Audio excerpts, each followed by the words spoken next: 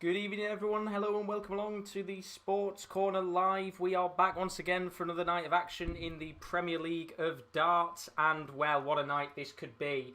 As we know, we already have one of the players eliminated out of the competition. That is the defending, or was defending, champion, Mr. Glen Durrant. But now, it means we're going to get a brand new winner, and the real question is, who will also be leaving the competition with Glen Durrant? We've got one more night of action before we get to Judgment Night, and we might potentially know, depending on what happens, by the end of this evening, who is roughly going to be in with a shout of relegation. But welcome along everybody. If you're new, as always, don't forget to leave a like and a subscription on the channel. It is greatly appreciated for those of you that are here for the darts. But look, tonight is a very big night, and we've got some massive games to come. I've just realised I haven't actually changed up the order of play. So do give me 2 seconds and I will sort that out in just a moment's time. So we haven't got those games tonight. I'm going to sort it out in a second. But as we always know, we've had plenty of games on the Sports Corner channel. Plenty of games in the Premier League over the last few days. So for those of you that maybe missed out on the action, here's a look at what happened in yesterday's Premier League of Darts. As we reach the 8th night in the Premier League of Darts, it's time to once again, as always, look back at the previous day's fixtures for those of you that maybe missed out on what happened yesterday. And once again, it was another good evening of action in the Premier League, and we start off with game number 1, which saw Glen Durrant get his 7th defeat of the season in a row as Souza, who wasn't convincing on the night, bagged an important 2 points. Souza averaged 96.09. As for Glen Durrant, he averaged 89.32, which was his highest average in the Premier League so far. But in the end, Souza, who did not play well at all, eventually got the result. And it's just one of those games, like it was for MVG, like it was for a few others, that he'll just be glad it's out of the way and he got the 2 points on the board. Game 2 of night 7 saw Rob Cross coming up against Dimitri van den Bergh, with the Belgian coming out as the victor in the game with a 7-4 win. And if you're Rob Cross, you've got to start worrying about the fact that you are probably going to be in with a shout of relegation by the end of Judgment Night on Thursday. But when you look at the stats overall, Dimi van den Bergh once again with a 100 plus average, this time it being 101.17 with a 46.67% checkout success. The Belgian is on fire right now and doing very well at the top of the table. But Rob Cross, once again, it wasn't a bad performance tonight, a 99.95 average with a 66.67% checkout success. He's playing okay, but in the end, is it not going to be enough for him to survive in the Premier League? Game 3 saw 2 of the top 4 fighting off against each other in the form of Nathan Aspinall and Johnny Clayton, and considering Aspinall's quality performance on night 6, the Ferret was going to be under some pressure to go out there tonight and make sure it wasn't 2 defeats in a row, and that's exactly what the Ferret did indeed, claiming a 6-6 draw against the Asp in what was a very good performance from Johnny Clayton, a much improved one with a 40% checkout success, which is a massive improvement from the 17% the night before. But he did average 99.5, and for large parts of the game he was averaging around about the 105 mark. As for Nathan Aspinall, he averaged 95.44 with a 46.15% checkout success. And you're probably thinking both players are quite happy with that result. It keeps them in the top 4 as they fight for the top 4 spots over the next few weeks in the Premier League. I don't think any of these two are going to get relegated, that's for sure. Talking about a game that does have a lot riding on it, what a win for James Wade, a 7-4 victory on the night against Peter Wright, who will be starting to worry about his chances of survival. But James Wade, a brilliant performance and the best of the night in terms of the average with 105.76 and a 63.64% checkout success. And these two players, they both have the highest checkout success rates in the competition. But James Wade, quality performance tonight, and in his post-match press conference, he didn't feel like he played well, which is quite surprising considering the last 2 nights he has played some of the best darts of the week so far. But Peter Wright, he's got to start worrying now, especially after this loss today. He is going to be down there, it's looking like, maybe fighting for survival, especially with his low leg difference in comparison to the rest of the pack. But he's got a big game tonight against Glen Durrant, and that could be an opportunity for Peter Wright to get himself out of the fight for survival. And then what was being dubbed the game of the night, Michael van Gerwen once again coming up against Gary Anderson for what feels like the 900th time, but every single time is usually an entertaining affair. And I've got to say, it wasn't a memorable clash between these two. It wasn't a classic by any stretch of the means. But Michael van Gerwen must be thinking to himself, how did I get a point on the night? Because Gary Anderson, he didn't average high. In fact, he averaged lower than Michael van Gerwen with a 97.37 average in comparison to the 98.25 that MVG got. But the problem was checkouts. Once again, a really bad night for MVG. 28.57% on his success on doubles. That's 6 out of 21 opportunities. Well, Gary Anderson, 6 out of 14 at doubles. That's 42.86% on his checkouts. It was a decent performance, but in the end, I think a point was deserved for two players that have struggled over the last few nights. But we're on to night 8 now. It's the last night before Judgment Night, and it is the important section where people desperately need to pick up points. But the real question is, who is going to pick up points on night 8 of the Premier League of Darts? So that was a look at some of the games yesterday. In fact, I'm saying all of the games. But you can see that, well, we had quite an interesting day yesterday. Lots of action going on in the Premier League. And we're at a stage now where we've got some really, really big matches coming up tonight, which you'll be able to see on your screen right now. I don't know why it's saying Cause versus Aspinall. Let me change that. I don't know what's going on tonight, honestly. I did sort this out yesterday, promise me. There we go. It'll come up on your screen any second. Bang. Cross versus Aspinall is one of the games of the night because Cross needs to go out there and get himself that all-important victory on the board, or else he could find himself potentially well within a shout of relegation tonight, depending on what happens in this evening's games. We've got Gary Anderson coming up against Dimitri van der Bergh. We've got Michael van Gerwen against Jose de Souza. Wade versus Clayton. And Wright versus Durrant. We'll talk about those more in a second because our Sports Corner Super 6 is still available for you guys to take part in. We did tweet it out a couple of hours ago today. You have 15 minutes to get in your entries for tonight's Super 6. All you've got to do is put the exact scores of the 6 games alongside your sudden death answer, which is how many 180s do you think we're going to get in the whole session. And the prize pot has rolled over now. It's 15 quid for the winner. And it will roll over tomorrow if nobody wins again, up to £20. So if you want to play, put your 6 exact scores. Don't put who you think is going to win. It needs to be the scores as well as how many 180s you think we're going to get tonight. And your prediction will be a part of the Sports Corner Super 6, where you might be able to win yourself a little bit of cash just by sitting back and watching the watch along tonight. So do get yourself involved. You've got 15 minutes before that game starts. Well, the actual entries end. But our first game of the night coming up in just a moment. Rob Cross taking on Nathan Aspinall. I will talk about that game in a second. But let's take a look at the table itself and see how it currently stands. So we know yesterday, and we've known for a few weeks now, for being honest, Glen Durrant, first player to be eliminated out of the competition, and it means that the previous champion of the Premier League will be relegated. So we are going to get I wouldn't say new champion, but technically speaking, yes, we are going to get a new champion at the very least, and not have Glen Durrant win it 2 years in a row. However, Rob Cross tonight, he finds himself as he stands in 9th, and he needs to get a result tonight as Peter Wright, who is just above him by 1 point, faces Glen Durrant, and you would expect Peter Wright to get 2 points, which if he does, then you probably would expect Rob Cross to most likely be relegated, unless James Wade has a stinker tonight and Rob Cross gets a win. Looking at the rest of the table, Gary Anderson, de Souza and Clayton all on 8 points. Technically, they are still up for relegation, but I don't think that's going to happen. And then, of course, the top 4, Clayton in 4th, Michael van Gerwen and Aspinall in 3rd and 2nd on 9 points, both with the same legs difference. And then up at the very top of the league is Dimitri van den Bergh. The Belgian has been on fire with 10 points on the board. So that is how the table is looking. Let's talk to you guys in the chat and see how all of you doing. How are we doing, everyone? Hope you're all good. Chris is in the building. He's put, hi, mate. Hope you're well. Welcome along to the stream, as always, my friend. Reese is in the building. Good to see you, as always, Reese. He's put, darts time, baby. It is indeed. Kyle Middleton's in the building as well. He's put, hey, Josh, how are you? I'm doing fantastic. Hope you're doing good, as always. Kyle, we've got a few of the predictions in the chat for the Super 6, which you've still got time to get involved with. You've got about 10 minutes left to get yourself involved with that.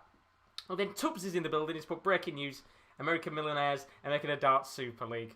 Let's hope that doesn't happen in the future. But yes, hope you're all good as always, Tubbs, and welcome to everybody joining us tonight for the action. So, game number 1 of the evening is just about to get underway. It is Rob Cross against Nathan Aspinall, and this is a crucial game on the night for Rob Cross, who has got to get the ball rolling, and ultimately a win is what he needs here, or else he's probably going to find himself booted out of the competition, maybe even not properly by the end of the night, but in a very bad position to be eliminated in Judgment Night tomorrow evening, which, to be honest, the dream scenario is Rob Cross wins, Peter Wright loses, James Wade draws, and that would be the perfect scenario in terms of going into Judgment Night and having 3 players fighting for survival. But I don't think that's going to happen. I think, it'd be very surprising if Glen Durrant was to go out there and get a victory and beat Peter Wright. But Nathan Aspinall, for him, it's all about continuing on and getting that good run of form. Already got a draw, didn't he, against Michael van Gerwen a few weeks ago in that first section of games. And then got a few other good results on the board, including that brilliant game a few days ago where he averaged 105 against Peter Wright.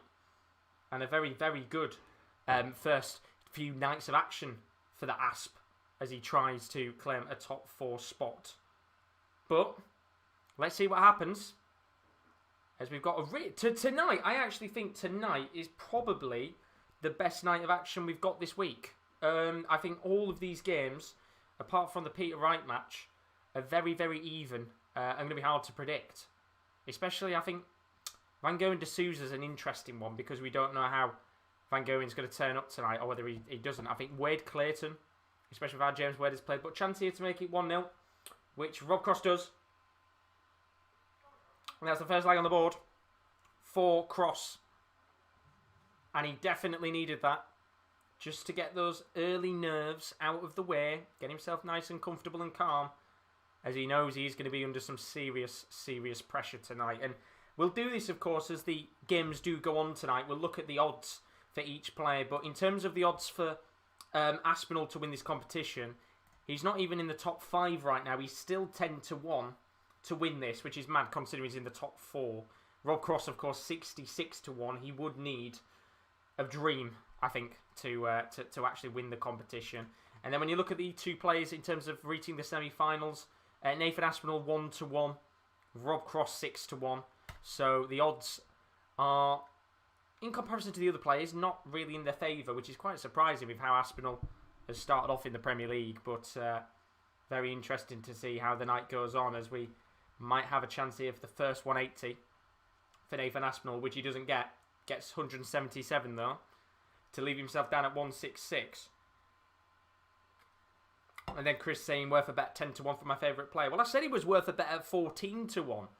I think we were sat here on night 5. And everybody was...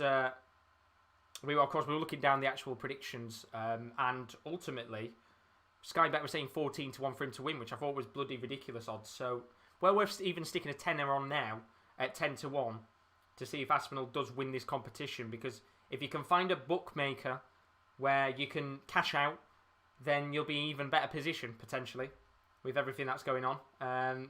Maybe make a few bucks, as there's a chance here for a 108 finish. Can have one dart at double 16, which Aspinall doesn't take. And once again, for those of you just joining the chat, hope you're good. Welcome along tonight. I know Marcello has just put his predictions in the building. So thank you very much, Marcello. Best of luck. We are running a Super 6 on our channel. All you need to do is put in the exact scores for tonight's games, all 6, and your sudden death answer, which is how many 180s you think we're going to get in the whole session, and you have a chance to win £15. If nobody wins it tonight, the prize pot will move up to 20 quid tomorrow night on Judgment Night. So you've got a chance to win some cash while you watch on this stream, as Aspinall has made it 1-1, just like Spurs have. Apparently Gareth Bale scored. Good news for Spurs fans. Didn't even know they were 1-0 down. I'm going to have to check very quickly and see how Rotherham are doing, because Rotherham United are playing tonight. We are down to 10 men. We were 1-1 when I last checked. I'm going to have a guess it's probably 2 or 3-1 to... Oh no, actually, just looking. Let me see here. See what's going on. Please say we're still in it. No, we're not. It's 2-1. Ah dear. Well, that was short-lived, wasn't it? Literally, they've just scored as well. Which is a shame. It is a shame, but I guess when you are down to 10 men with a red card, it's always going to be very, very hard to get into a game like that. But that's a shame. That's a shame. But let's get back to this game. Either way, that's what you're here for tonight. Cross at 265.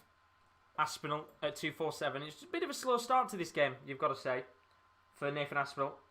Not really got himself fully started in this game. In fact, he's only averaging 88.95, so not the greatest of starts in the world for the Asp. And he's got to, hopefully, you would expect, just get his average up a little bit here, or else Rob Cross really does have a chance tonight of maybe getting that all-important victory and taking it to Judgment Night tomorrow, as Daz has had Aspinall to win, Anderson to win, MVG to win, Clayton to win, and Wright to win, which I think is probably what I would have gone with. Maybe I would have gone James Wade over Clayton, but I think James Wade could easily be beaten tonight. You just don't know. As Chris said, start the tournament, I put Wright to win whole thing, watch him get relegated tomorrow. Just my luck. That's the mad thing about this tournament. Chance here, though, for a 68 check out for Rob Cross.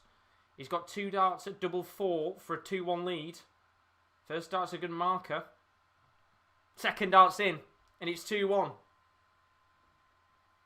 And Rob Cross gets himself in the game as I think the scoreboard's gone. There we go. Should be back on your screen again. Apologies about that. Don't know what's going on with Flash Score tonight. But 2-1 to Rob Cross in this first game of the evening. And as you would expect, that is going to give a lot of confidence to Rob, who, when we have seen the table, he is up in a real dogfight. Few bad results recently have caused him to dip down from the top 4 into the bottom. And now he's got a real scrap on his hands if he does want to get something in this game, Nathan Aspinall. With how he started at the very least, it's not been good at all from him. And Rob Cross has got to take advantage. As apparently... Well, Carl's just asking, is it 2-1 Spurs or Southampton? I'm guessing it might have been the Rob from game as well. He was checking the results off because that's 2-1 to the away side. But chance here for the first 180 of the game. And there is the first 180 on the board. Where's Kurt Evans? There he is. Game on. As we get our first 180 of the night.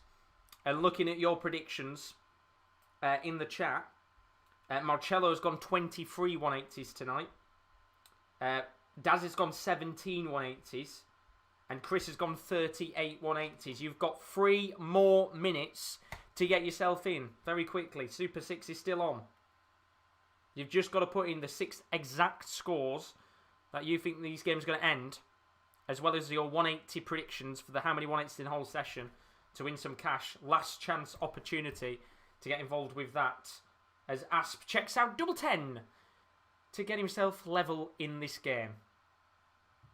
And this will just maybe start to get Aspinall geared up in this game, moving slightly. He needs to get going and quick. As Tubbs has put 180, of course, with the sounds on in the chat tonight. As Chris has put, Cross has played better than he had last year. But he sums up Premier League this year, so competitive. Yeah, I said this before. I personally don't think Rob Cross has played a bad game yet. I think if you look over all of his games that he's played over the 8 nights so far, I don't think he's played a single bad game. He's had games where he's been beat. For example, MVG, when MVG beat him with, I think it was 107 average. He lost heavily there, but he still played well in that game. I don't think he's actually really had a game where he's averaged under 95 in a match. Although saying that, I think currently he is averaging 84. So he's having a bit of a stinker tonight. But I personally feel as if, at the end of the day, he can go out there and get a result in this match. And I think most importantly, he will maybe look at this Rob Cross and say, look, if I do get relegated, it was a tough Premier League this year, but I played well. And that should be a confidence booster for him because he's giving it a good go. He's not going out of this competition with a whimper. And, you know, technically speaking, he could still be in it. Which there's a chance here for 180 for Asp. Which he doesn't get it, but he's cranking the pressure on now. As his average slowly goes up towards a 95. But he's got to hold his nerve now, Rob Cross. As Dad says, £28.61 back if that comes in. Aspinall MVG Clayton to win back £8. Not too bad, I guess. There's Aspia. Chance check out 146 on double 16. Which he does, and that's brilliant from the Asp. 3-2 in this game, and that's a 146 finish for Nathan Aspinall. And that is a real, surely, a big confidence booster for Nathan Aspinall in this game. As he might now just start to really push forward in this game and get a result.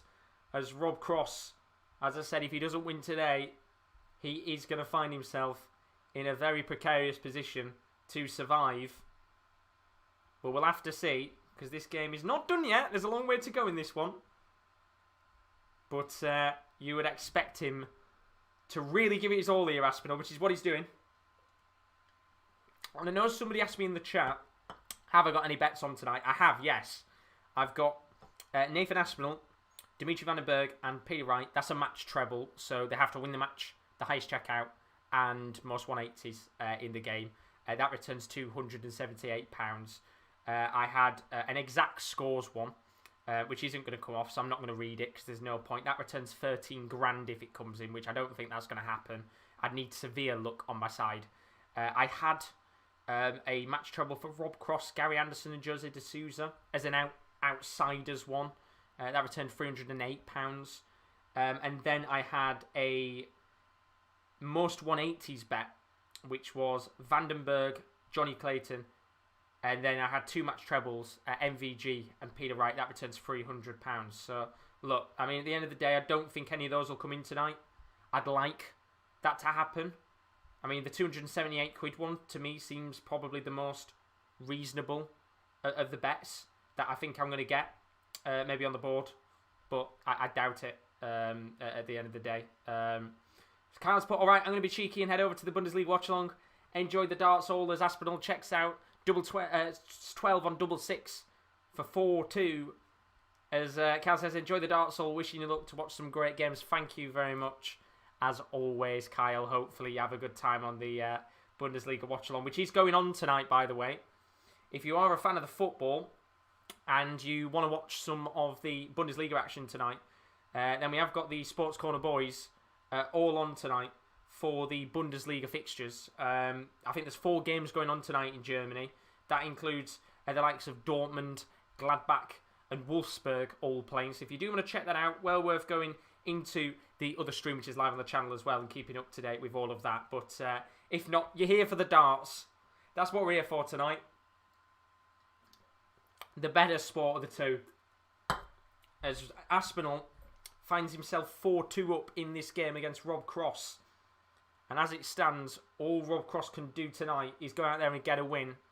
Or else if Peter Wright wins against Glen Durrant, which I think we expect that to happen, then it is going to be very, very, very hard for Rob Cross to survive.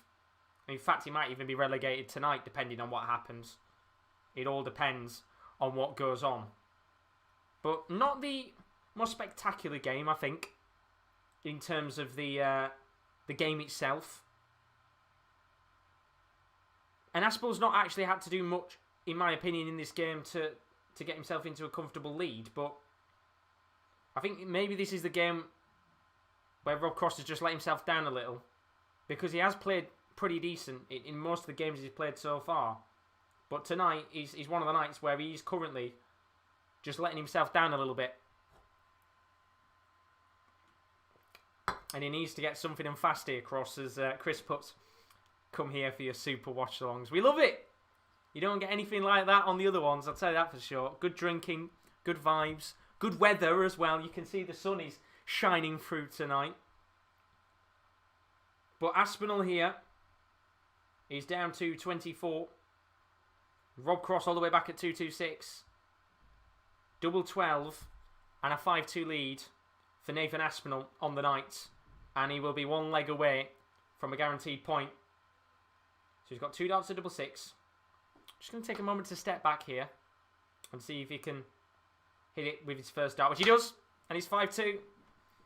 And Rob Cross finds himself well and truly a few legs potentially away here from probably being eliminated again. And he has got a mountain to climb. He's only averaging, Rob Cross, 85.49. Aspinall averaging 95, but doing all he needs to. As he smacks in a 180.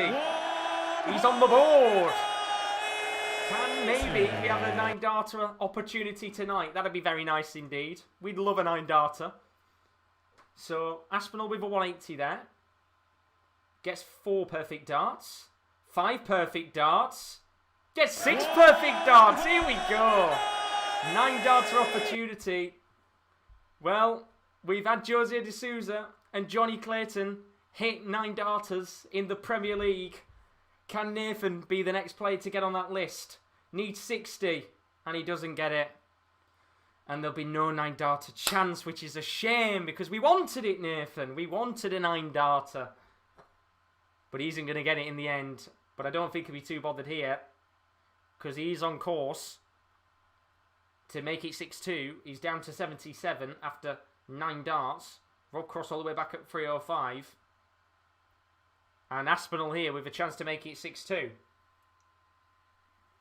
Treble 19, double 10. Gets treble 19. 2 darts at double 10. And 1 dart is all he needs. And that's a guaranteed point for Nathan Aspinall to lead 6-2 in this game. And Rob Cross now finds himself, probably in my opinion, 1 leg away potentially from being booted out of the Premier League. Unless by some shock result Peter Wright loses to Glen Durrant. I think Rob Cross is going to find himself knocked out of this competition here, which would be absolutely catastrophic for him. You know, he's played a pretty decent game so far throughout the tournament, but tonight he's let himself down. And I don't think he's going to be going through. As Jacob's in the building. How are you doing, my friend? Hope you're all good. Welcome to the stream. And, I mean, Rob Cross here has got to win 4 legs on the bounce. Apparently it's 2-1 to Spurs now as well. It's Heung-min Son with the goal, which is a big, massive positive for Ryan Mason, the interim manager for now of Spurs. And at least we know now all the Super League news is done and dusted. We can just get on with football and enjoy it. So Cross here at 2-2-1. Aspinall at 2-5-5. 4 legs needed here on the bounce for Rob Cross. As Jacob says, he's good, which is fantastic to hear. I'm not doing too bad myself, my friend. Hope you're all good. Really, really appreciate it for everybody joining tonight. It's Chloe's in the building. How are we doing? Hope you're all good as always. She's put, hello everyone. I didn't expect Aspinall to win by this much. Neither did I. I said earlier I put down a bet tonight for this game, and I was thinking Aspinall was going to win it 7-4, but chance here to check out 160 to win the game. He's not going to be able to get it.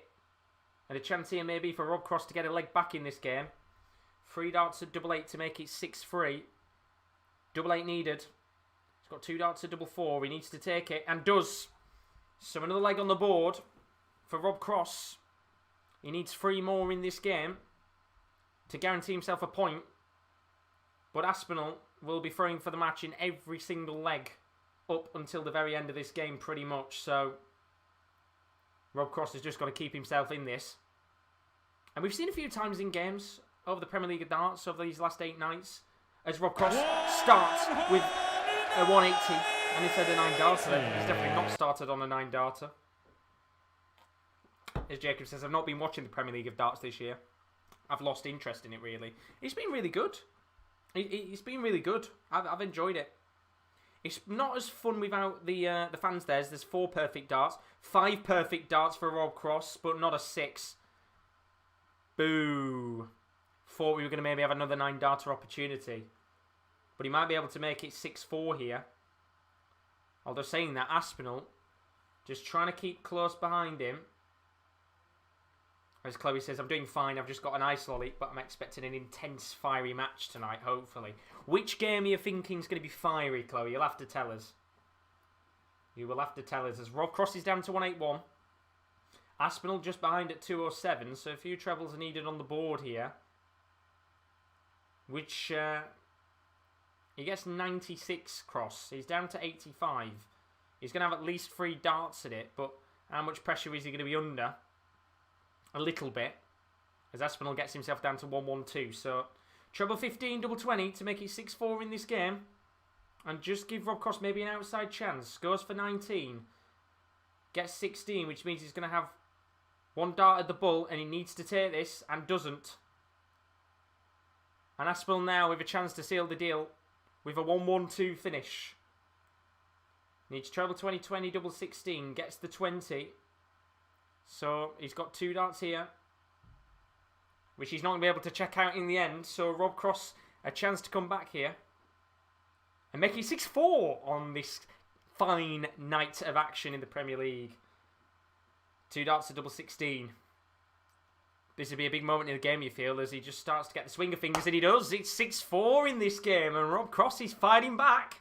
He's giving it his all, especially later into this game. And when you actually look at the stats of the match, Rob Cross's average has now gone up to 91, which, considering a few legs ago it was an 85, it's certainly gone up indeed.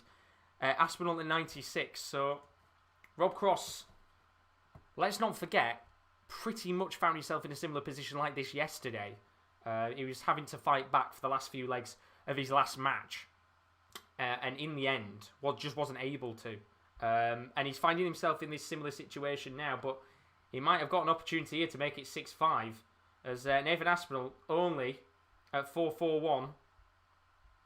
And you just feel here, maybe a chance for Rob Cross to get something here and maybe make it 6-5. That would be very interesting if that was to happen.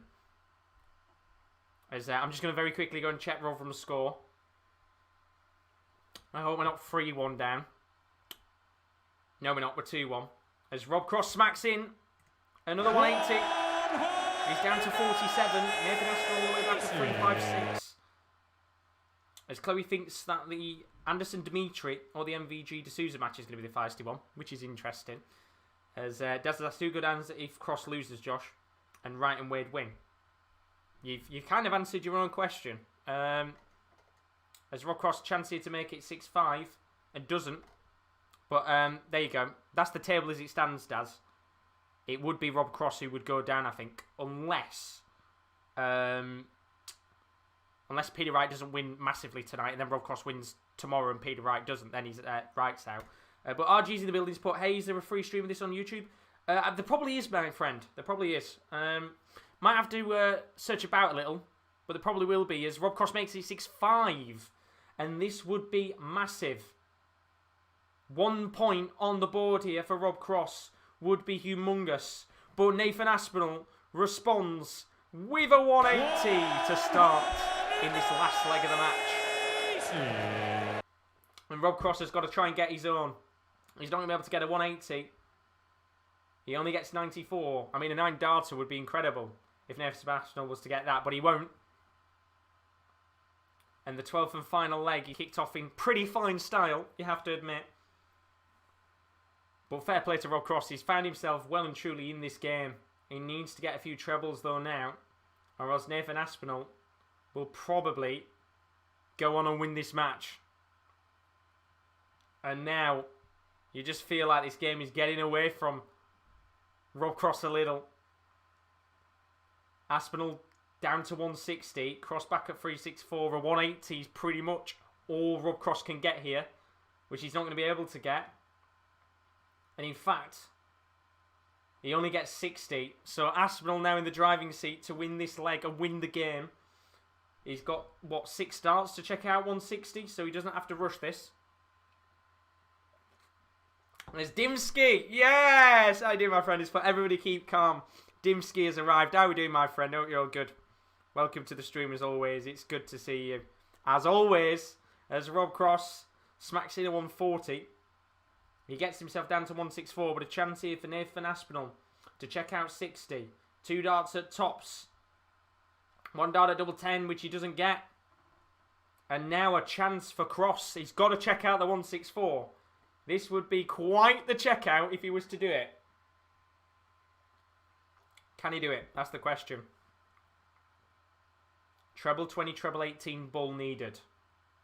He's gone down the 19s route. So he's not going to check out here. And now, an opportunity for Aspinall to finally end this game at double 5. Which he does. And that is that. Rob Cross, he has fought so hard at the end of this game to go out there and get a result and keep himself in the fight for Premier League survival. But in the end, it was too little too late yet again from the world number 5. And Nathan Aspinall eventually gets a win that he probably feels that he deserves. But Rob Cross now finds himself in a precarious position for survival. Because if Peter Wright wins tonight, it will pretty much mean Rob Cross will be eliminated from the tournament.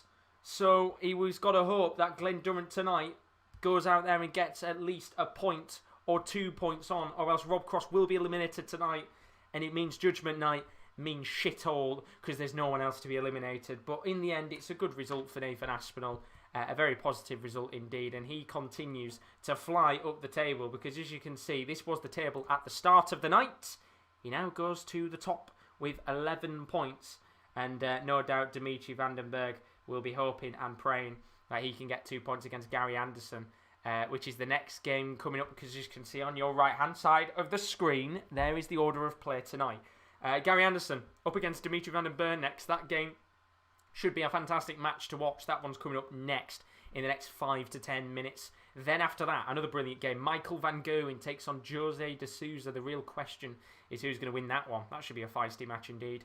James Wade, who's been fantastic in the last 2 nights, he comes up against the Ferret, who is still without a win in the second batch of games in the Premier League of Darts. And the final game of the night is a big one once again, because if Peter Wright wins tonight against Glen Durrant, then it means that Rob Cross will be eliminated from the competition. And, well, that means Judgment Night is pretty much dead. So, for the neutral, you want to see Glen Durrant win it.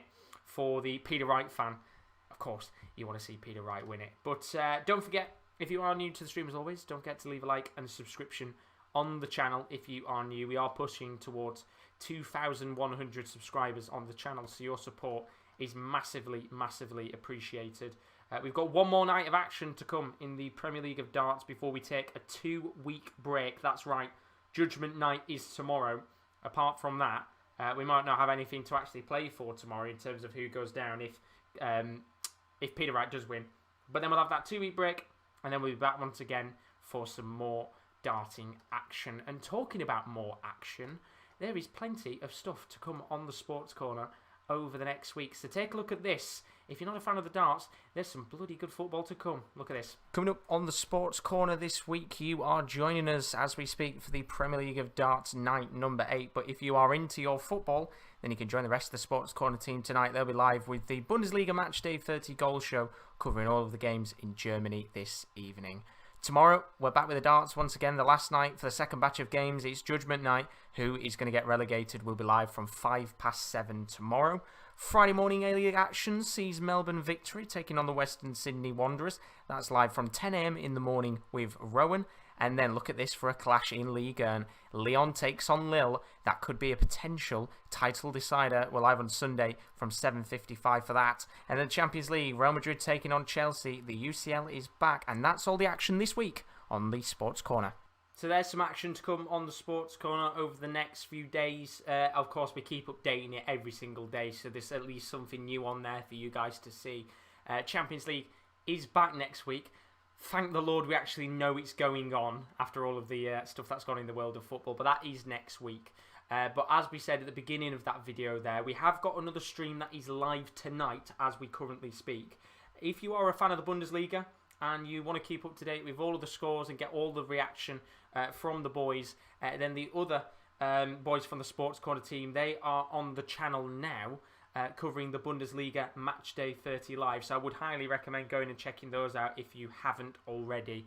and just quickly go over there and say a quick hello to them, because they're putting a good shift in tonight, as they always do. But let's take a look at that match, what we just witnessed a moment ago. Hopefully it doesn't lag out tonight, fingers crossed. We seem to be doing all right now, but I probably jinxed it. But let's talk over that game between Rob Cross and Nathan Aspinall, because, look, it wasn't Nathan Aspinall's most vintage game. You know, it won't go down as one of his best games in the world. I think, actually, it's probably one of the lower averages he's had of the tournament so far. But at the end of the day, it puts him to the top of the table, and I keep saying it all the time, but the fact that he's 14-1 a few days ago to win the tournament astounds me. The fact that Nathan Aspinall is 10-1 to win it astounds me. And look, I'm not going to sit there and say I'm a genius when it comes to bets, but I would genuinely just stick £5 or £10 on Nathan Aspinall to win, because the way he's playing, you know, look, this wasn't a vintage performance tonight. You won't remember this, but some of the other games that he has played in, he's played extraordinarily well, and who knows, he could win it. He's had the experience of the semi-finals and finals last year. He could be up there once again, but let's quickly look over the game's stats as Benny's in the building. He's gone, Gary! We're all Gary fans in the building, aren't we? Oh, Gary Anderson for the next game. But look, stats-wise for this game, 94.58 for Nathan Aspinall and a 90.52 average for Rob Cross. Checkout success-wise, 58.33% for Nathan Aspinall. That's 7 out of 12 on doubles. And then checkouts-wise for Rob Cross, 5 out of 11 on doubles. And that's 45.45%. There were 6 180s in the match, 4 for Nathan Aspinall and 2 for Rob Cross. And I mean, when you actually look at Nathan's performance overall, it's not a terrible performance. You know, we've seen so many games over the last few nights where players have won by 95 averages with high checkout success percentages. And in the end, that's another one of those performances tonight. But if you're Rob Cross, you now find yourself in a precarious position. You are pretty much praying that Glen Durrant puts in the best performance of the tournament so far. For himself, not in the tournament overall, but for Glen Durrant as a player, and goes out there and at least gets something in the match, whether that be a point or 2 points. But either way, a lot of nerves, no doubt, for Rob Cross, and a lot of nerves for us, because if we do get to Judgment Night and there's nothing to play for, then it's a bit of a shame. But at the end of the day, that top 4 fight will get more and more exciting as the time continues on. But Oliver Flanagan is in the building. Oh, you're all good, my friend. He's put, hi, Sports Corner. Is Peter Wright playing tonight? He is indeed. That on the right-hand side of the screen is the order of play in the proper order. So Peter Wright is playing a little bit later on tonight, I would assume. Probably around about 10 o'clock. Maybe a little earlier. All depends on how the other games go tonight. But I think this is going to be a late night, if I'm honest with you. I would expect a lot of these games to probably go all the way. But saying that, I think most of the games could easily go all the way every night if they wanted to. But yeah, he's last on tonight. So hopefully that does help you out indeed. And then Benny also put, hi everyone. Hope you're good, Benny. I know who you're backing tonight. Gary Anderson, because that's the next game coming up. My friends on the channel, Gary Anderson coming up against Dimmy van den Bergh. And usually what I do in this situation is I recorded all the videos in the past, and usually I'd put those on and go through my predictions in that way. Usually gives me a chance to have quick toilet breaks, stuff like that.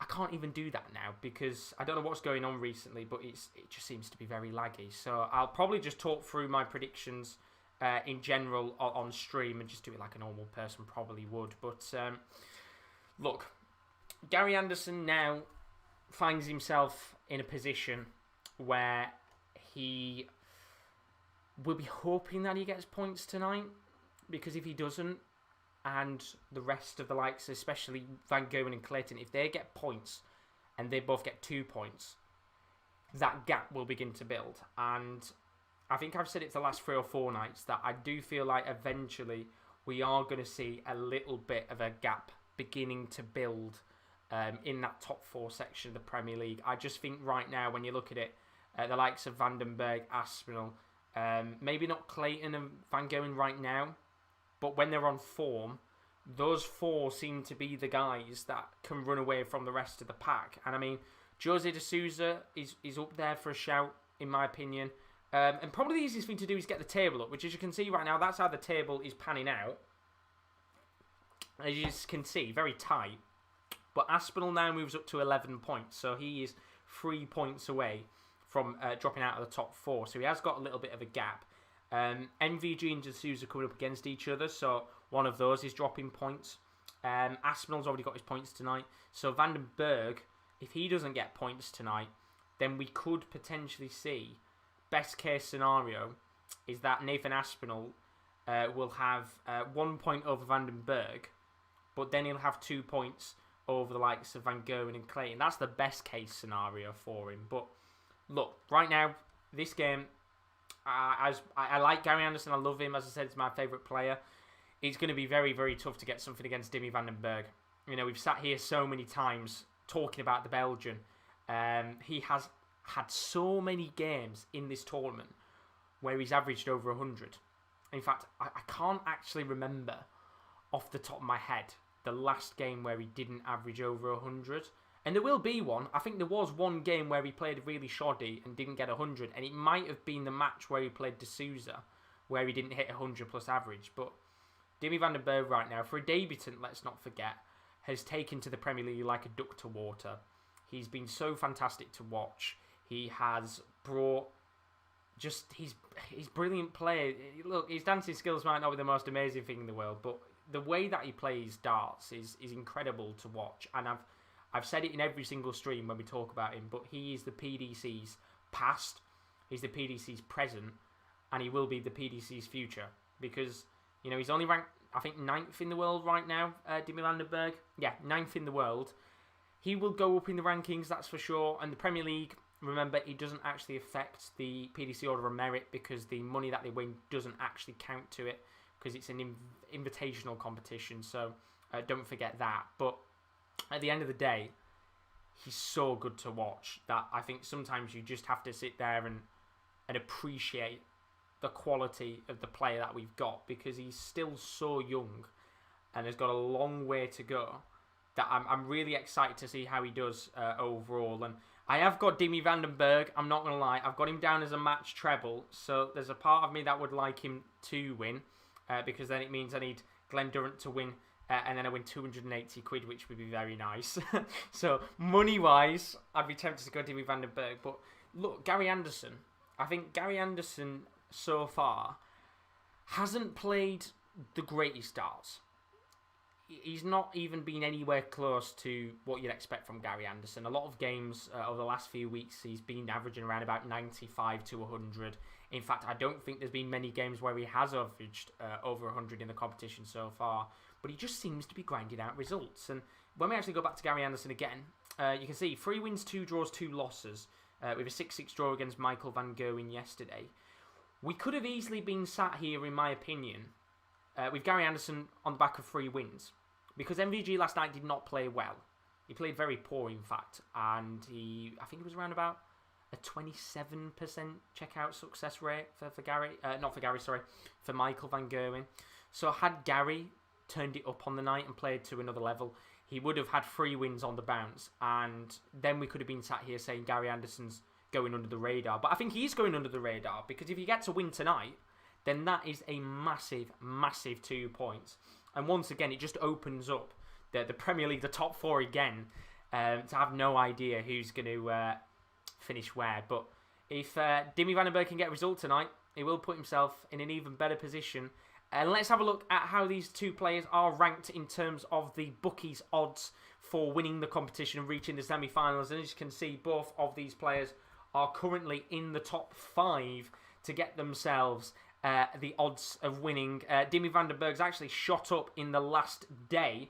Frank, I think he was 7 to 1 yesterday when we had it up on stream. He's now the second favourite to go on and win it at 4 to 1. And fair play to him because he's played absolutely fantastically well so far. As for Gary Anderson, his odds slightly improved last night. He was 10 to 1 yesterday in the Premier League of Darts. He is now down to 9 to 1. To win the Premier League. And I mean, even then, that's not bad odds for a player who made the World Championship final on the back of a season where he said he did pretty shine. And then if you actually have a look at the odds for the semi-finals, Once again, both players, as you would expect, lingering around the top 5 in terms of the bookies odds. They are under odds to 1. Vandenberg 1 to 6 to go out there and reach the semi-final. Gary Anderson just a little bit higher at 6 to 4, but you never know with Gary. You can just turn it up at any given point. I will actually have a look in a second as well, just to see how the Super 6 is going on, because if you're not aware, and maybe you're new to the stream, what we have been doing over the last week is we are doing a Sports Corner Super 6. So we have got that underway. Unfortunately, there's no more people being taken on for it now. The entry's closed at 25 past 7, so we have shut that off. But I'm just going to very quickly check and see how we're doing in terms of those predictions tonight. Because if not, the prize pot will be rolling over to £20 tomorrow. So if you want to win a bit of cash, then do stick around tomorrow night, because there might not be anything necessarily going on in terms of who goes down, but in terms of who stays up, it might be very interesting indeed. But we have got somebody in there. Daz continues on. He said 7-5 in his game. I can't actually see Chris's prediction from what he said earlier, but I will, of course, check back later on tonight. But Daz, you are still in with a shout of winning Super 6. He needs Gary Anderson to win this game 7-3 for his Super 6 prediction to continue on. So very best of luck to you, Daz. I don't know if Chris put in a similar prediction himself, but without further ado, both players onto the hockey for the second game of the night. Gary Anderson up against Dimmy van den Bergh. Get your drinks in, because this is going to be a corker, I think. And I don't know what it is, but I wonder if tonight's the night where Gary Anderson turns up, because it hasn't been necessarily vintage Gary Anderson. He's been slowly plodding along, getting results, and doing very well indeed. But ultimately tonight, he's going to have to put in a very good performance, or else you would expect someone like Dimmy van den Bergh to go out there and get a result. As we have a 180 to start from Gary Anderson, and that is the perfect way to start this game. He might even be on for a 9-darter, which would be fantastic. As Oliver Flanagan says, come on, Gary Anderson. Gary. I do like Gary. As I said, he's my favourite player. But it's always going to be tricky to play someone like the Belgian. I feel like whenever you play Van den Bergh, you've got to catch him off his guard. Because so many times, he just plays so well, doesn't he? He plays so fantastically well. As Daz said, Bevins is the ref. He is indeed. As we know, Kurt Bevins is the ref for this one. As Chloe says, go on, Daz. Let's see what happens, though, as we get underway with this game. As Chris has said as well, he said 7-4. So Chris is out of it as well, which is a shame. Very unlucky for you. I think what I might do tomorrow is I might change it up slightly. And I might just go 180s. Just to allow you guys a real chance. But we'll have to see if I'm nice enough. Whether I'm a stingy git and I get to keep the money in my back pocket. But Gary Anderson here at 100. Dimmy van den Bergh at 282. Just a bit of a slow start here for the Belgian. He'll be hoping that it isn't a slow game overall. And that he does go on and get a win. But Gary Anderson, chance to check at 100. Treble 20 for tops, which he gets treble 20. So 2 darts at tops. And Gary Anderson gets it for a 1-0 lead. So a good start there for Gary. As apparently it finished 2-1 Middlesbrough. Which is a shame. But we were down, I think, to 10 men for about 60 minutes of the match. So at least we didn't get battered in the end. But we really needed a result tonight and we didn't get one. So that kind of depresses me slightly. But good start here from Gary Anderson. Finds himself 1-0. Although I've just said that commentator's curse. Because he gets 59. So I might have just jinxed that. As Chris says, keep it as it is. Yeah, I might keep it as it is. As I said, that's the fun thing. It'll be a little bit harder to do it when he goes down to 4 games.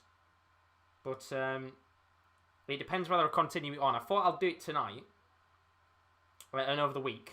And see how it goes. Give you a chance at least. Give you guys at least a chance to win something. Or try to. It's always hard to win it. But I guess that's how Super 6 works. I think most times you play Super 6, you're never going to probably go on and win it. You need a little bit of luck on your side. And, of course, it's the same with this competition. But Gary Anderson at 342 here. Dimi van den Bergh at 201. Anderson gets 121 to leave 221, so he's just keeping himself in touching distance with Dimi van den Bergh. But we've seen Dimi van den Bergh in this competition get quite a few ton plus checkouts.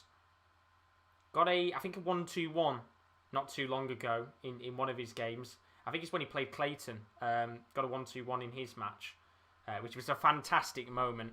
Literally, the leg after Clayton hit a 1-2-1 as well. But chance here for a 120 for van den Bergh.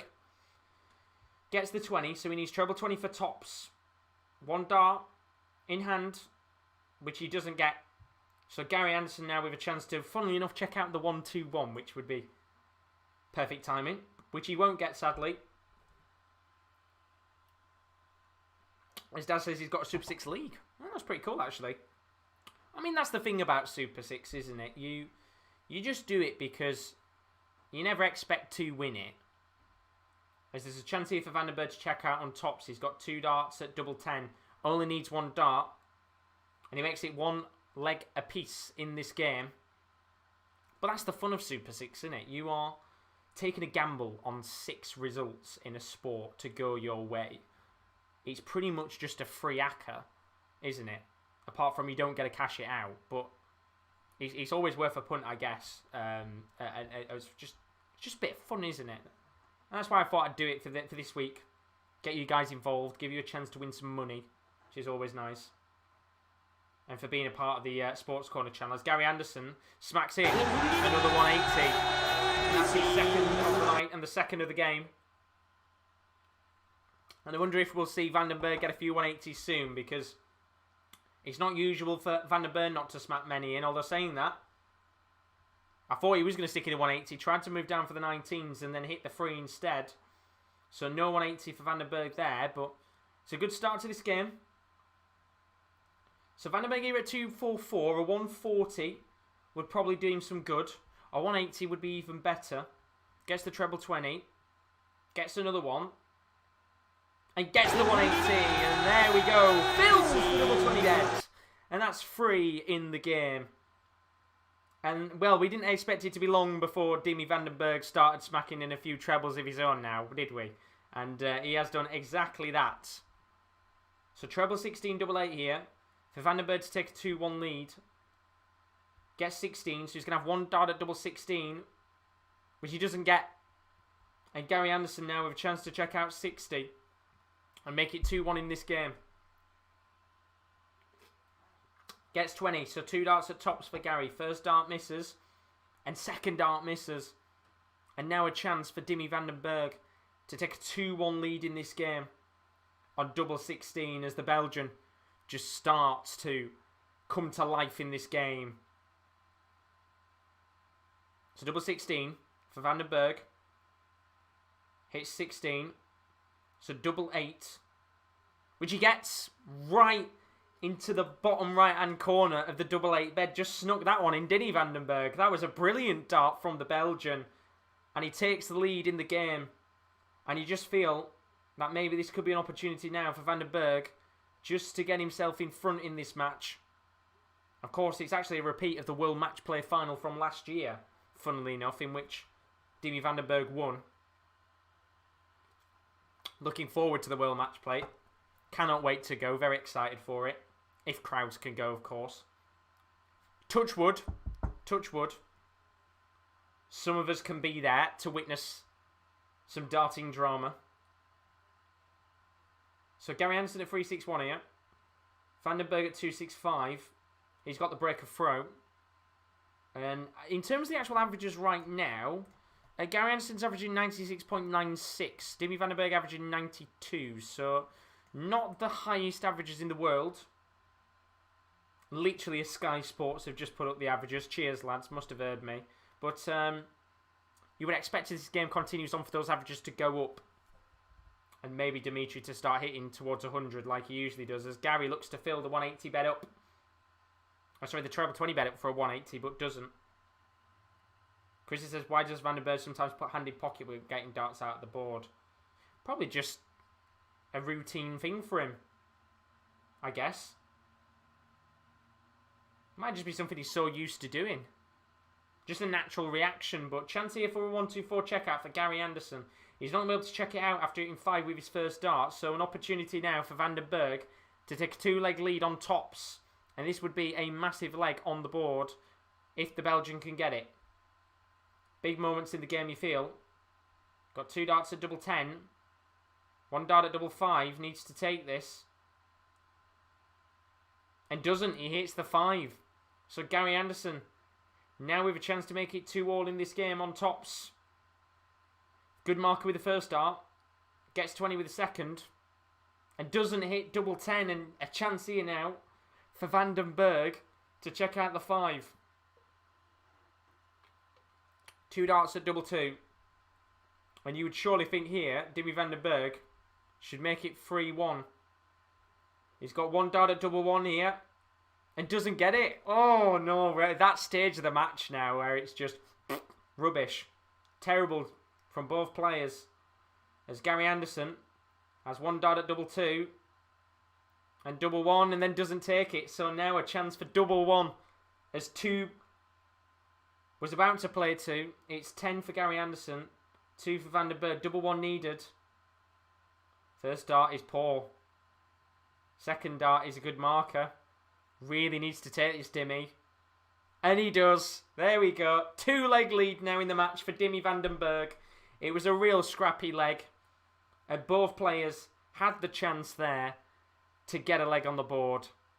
And Dimmy takes a 2-leg advantage in what has got to be one of the most stinkiest legs I think we've seen in the Premier League so far this season.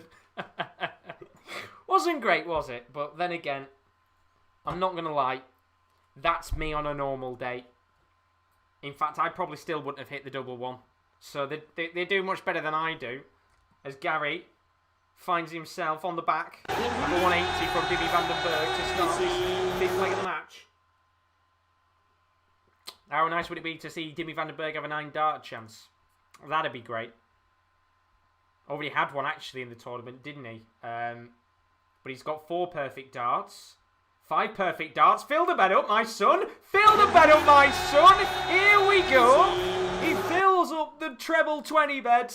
And he's on for a 9-darter chance. Here we go. He had one a few days ago in the Premier League of darts. So, please, 60. He gets it. 57. He's got treble 15.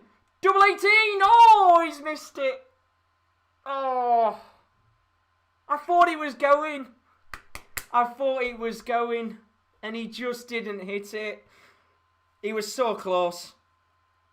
But a chance here for Dimmy Van den Bergh to check out on double 18. Gary Anderson surprisingly not too far behind on 24. But he's not going to get a chance as Dimmy takes it out. It's a 4-1 lead to the Belgian. And that would have been so good. We nearly had a 9-darter. And the Belgian now with a real opportunity to just get... Well, I mean, I was about to say to get a foothold in this game. He's got one now, hasn't he? But we saw him in that last game when he had a 9-darter chance. He went for 15, which seems to be the way that he goes with his 9-darters. Which is why I was so confused last time why he went for 15. But that must be the way he goes. But that first time he had a chance, it didn't come off. That second time, I thought with the way that he was playing there, we were getting one, which would have been unbelievable. It would have been absolutely unbelievable. It's Clayton. I know it's Clayton de Souza. I just got wrapped up in the moment, okay? God. We nearly had a 9-darter there. Let's just appreciate the fact that we had that. Because that would have been fantastic.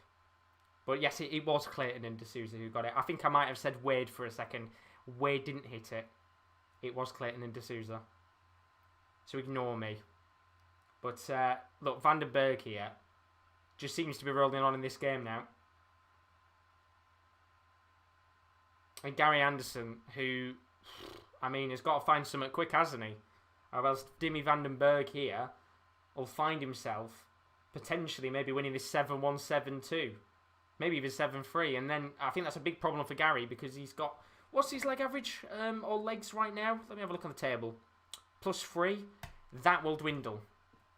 And he'll go into the minuses, which is what you don't want.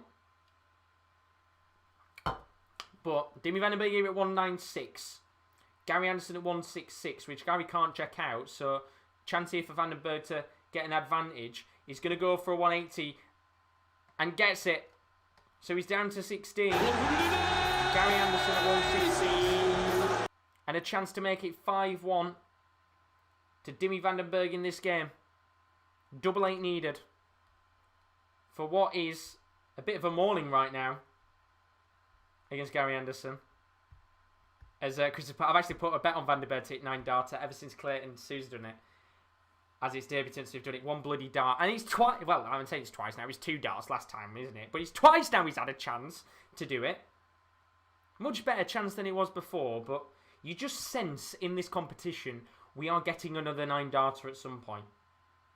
Because the way that these guys have been going recently in darts, you just feel like 9 darters could be hit every day if they wanted to. But double 4 needed for Van den Bergh here. 3 darts in hand for a 5-1 lead. Hits 4, so 2 darts at double 2. Gets 2. 1 dart at double 1, which he doesn't get. And Gary Anderson now with a chance to make it 4-2. Chris saying he's not giving up. Don't give up, Chris. Don't give up. One day you'll hit it. As Gary Anderson checks out the 8 to make it 4-2. And that will break the throw of Dimi van den Bergh. And maybe just get Gary Anderson into this game a little bit more, because he has been struggling in this match to get something in this game. But fair play to him. He's trying his hardest. As, I believe Dimi van den Bergh is averaging right now 87, which is mad, considering we had a 9 darter chance. But according to Flash Score, that's what he's averaging right now. And you'd hope that those averages will go up slightly in this game. But as it stands, highest checkout of the night in this game at the very least is Gary Anderson, I think, currently, which is killing off my my bet. Yeah, 100 from Gary. I need a ton plus from Van den Bergh, please, because I've got the match treble on. And he's currently, I think, winning quite comfortably on 180. So I need him to check out 100 plus. Please, Van den Bergh, do it for me. Is it Derek's in the building? How are we doing? He's put, hey, Sheldon. Good to see you as always, Derek. I hope you're all good, my friend. I hope you're all good. As Chris has put, I'm saying it, Van den Bergh will still hit one in the Premier League. Well, this is what I mean. I think he will. I think he will hit one at some point. Oh, someone else is hitting one. You know, with the way that the Premier League has been this season, you feel like just every single chance that anyone gets at a 9 darter is going to be hit. But I mean, you just think, if you like look over the last 5 years, let's say, of darts, and Gary Anderson got a chance to check out 77, which he gets, so 4-3 in this game now, and Gary Anderson fighting back in this match. But if you look over the last, let's say, like 5 years of darts, the amount of 9 darter opportunities we've had probably in the last year and a half, let's say, from 2020 onwards, must be so much more than we had like 5 years ago. You know, the standard of play is unbelievable. And I know there'll be some people out there saying that the standard of darts has decreased a little bit since the days of Phil Taylor and that, but I disagree to a certain extent. I think right now we have got such a talented set of players. You know, there are so many good players in darts right now that aren't even in this competition. Dirk van Dijvenbode, Brendan Dolan, Simon Whitlock, just to name a few of the brilliant players that aren't here. Michael Smith, who's pretty good on his day. Chizzy, just to name a few. Stephen Bunting, who's been fantastic this last few months. We've got brilliant players in darts. Some fantastic players. And I think when you take the overall balance of the darting world and the PDC Order of Merit, you even see players who are ranked 30th and above that are brilliant players on the day that can beat, you know, some of the top players when they're on their A game. That's how good we are right now in the world of darts. And I understand to a certain extent why people say, look, the standards are not as good because we haven't got as many top dog players maybe, but I think at the same time, just the standard has got so, not even, but there's so many good players that don't make these types of competitions that it is so exciting to watch. the likes of the World Match Play in the UK Open, because you just don't know who's going to win it. And that's why over the last year we've had so many players win competitions that maybe you wouldn't have expected. Mervyn King going out there and trying his hardest to win things. Dimi van den Bergh winning the World Match Play. Jose de Souza. They've all won stuff in situations where I don't think people would have expected them to do so. But Zavix is in the building. How are you doing, my friend? He says, come on, Gary. As Van den Bergh chance here to check out double 16 for a 5-3 lead. He doesn't. And Gary Anderson now, a chance to make it 4-4 on double 12. Really needs to check this out, you feel. Gets 12, so 2 darts at double 6 now. 1 dart at double 3, and he doesn't get it. And it's a case of disaster on the doubles for Gary Anderson. Because Dimi van den Bergh now a chance to take a 5-3 lead on double 16. And you feel here this would be a real kick in the teeth for the Flying Scotsman. And it will be a kick in the teeth for the Flying Scotsman.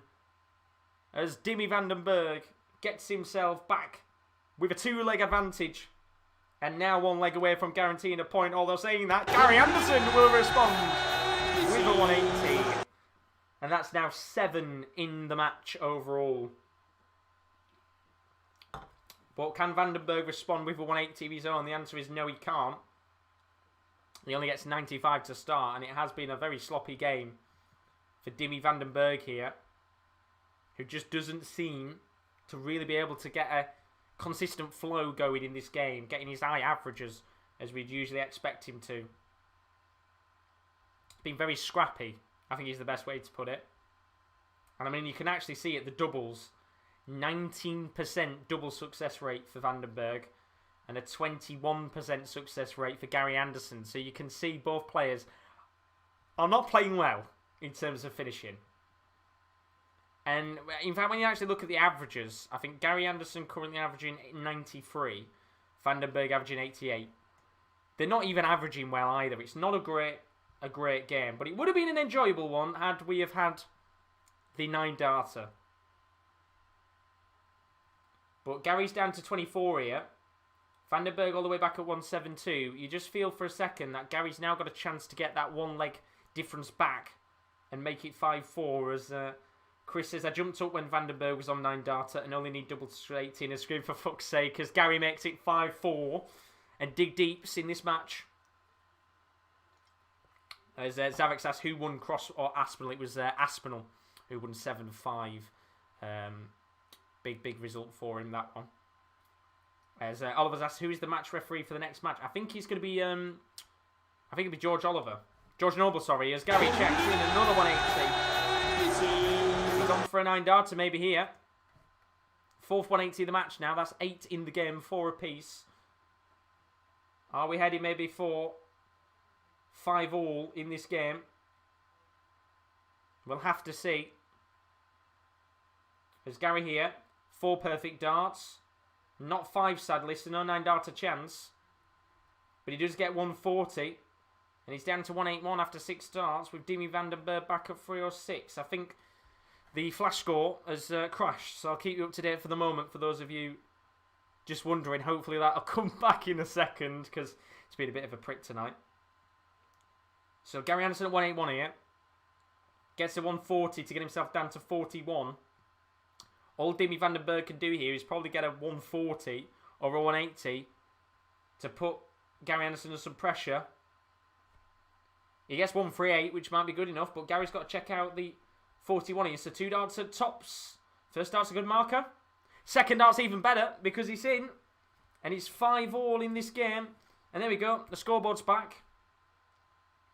And Gary Anderson, he's back in this. And another game where the opposition player was running away with the match. But his opponent has come back into it. We saw Rob Cross. I think he was 3 legs down at one point. He got back into his. Van den Bergh could have easily been 5-1 up in this game. But fair play to Gary because he's fought back very well indeed. Although in this leg here, he's just having a little bit of a blip. Makes up for his treble 5 at the start with 2 treble 20s to leave himself down at 308. Van den Bergh at 401. Going to need at least 100 here just to keep up with Gary. Or else Anderson might be able to guarantee himself a point. And unless Van den Bergh checks out 100 plus here, he's ruining my bet as well. which is very annoying. So Gary Anderson at 210. Van den Bergh at 301. Both players averaging just above 90 in this game. 90.31 for Van den Bergh, 95.19 for Gary Anderson. Struggling on the doubles tonight. As Van den Bergh is down at 161. Gary Anderson getting 57 to leave himself down at 153. So 161 here for Van den Bergh. Treble 20, treble 17 bull to make it 6-5. This would be quite the checkout. He's not going to get it because he's hit 1 with his first dart. Apparently it's 1-0 to Aston Villa. Who are they playing tonight? Is it Man City, I think? Well, only 41 there for Van den Bergh. Chance here for a 153 for Gary Anderson, which he's not going to check out. So chance here for a 120 for Van den Bergh. And if he wants to be a hero, check this out and you keep my bet alive. Oliver saying, come on, Gary Anderson. He's hoping that Gary can win this. No check out here for Van den Bergh. So Gary Anderson at 60. 20 for tops for a guaranteed point. Hits 20, so 1 dart at double 10. Doesn't get it. And it means chance here now for Van den Bergh to guarantee a point with 64. Treble 16, double 8. For a guaranteed point for the Belgian. And a big point it would be indeed. Gets to 16, so he's going to have 1 dart at double 16 to make it 6-5. And he hits 16 again. So a chance now for Gary Anderson to check out double 10. And let's be honest, this game has been absolute, utter rubbish. As Gary Anderson has 2 darts at double 5. And doesn't get it. And now a chance for Dimmy Van den Bergh to probably get a point that he probably won't feel like he deserves here. But I don't think any of the players deserve a point. There's a chance here for Van den Bergh to get double 8. And apparently McGinn scored. That's mad. As Van den Bergh checks out, makes it 6-5. And now, all Gary Anderson can get here is a point. And look, I think Dimmy Van den Bergh tonight will be very frustrated with how he's played, but he's got a point. And he's throwing for the match now. In probably not the greatest game in the world, let's be honest. It's been a very scrappy game, hasn't it, this? Neither player able to really do well on the checkouts. I mean, the only way that this game could surely just finish in the greatest of styles is if Van den Bergh checks out a ton plus finish. As Chloe says she needs Dimitri to win this next leg to get her prediction correct. As Zavik says it's a scrappy game. It is. It's a scrappy game, but not a good one. Not a good one at all. Just a very rough match. Which is a shame. But at the same time, makes it an interesting one. Which, on my prediction, I put 7-5 to Dimmy Van den Bergh. I'm interested to see if my 13,000 to 1 would have come in. Depending on that Rob Cross result. But I'll have to find out. But Anderson at 286 here. Van den Bergh at 245. Zavik saying he's waiting for Peter, which is the last game of the night at about 10 o'clock. Maybe a little bit later with how the action's going right now. You know, an hour and a half in, we've only got through 2 games. And even then, you know, we're still not through this one yet. So Anderson at 186 here. Van den Bergh at 202. Gary Anderson with a chance here to get himself into checkout territory, which he does. Gets himself 86. And he's in the driving seat to win this leg now. As Van den Bergh will be looking to maybe get a 140 or a 180 to pile on the pressure on Gary Anderson. Gets to 20. Really needs a treble here. Switches for double 19s and only gets 1 of them. So he gets 80 to leave 1-2-2. So Gary Anderson, chance to make it 6-6 in this game and take a point. If he checks out double 7 and doesn't. And Van den Bergh needs to check out the 1-2-2 to win the game. Treble 18 twice, double 7, as Gary has a little smile on his face, probably thinking, I probably should have checked that out there and got a point on the board, but treble 18, double 7. Doesn't get treble 18 with his first dart.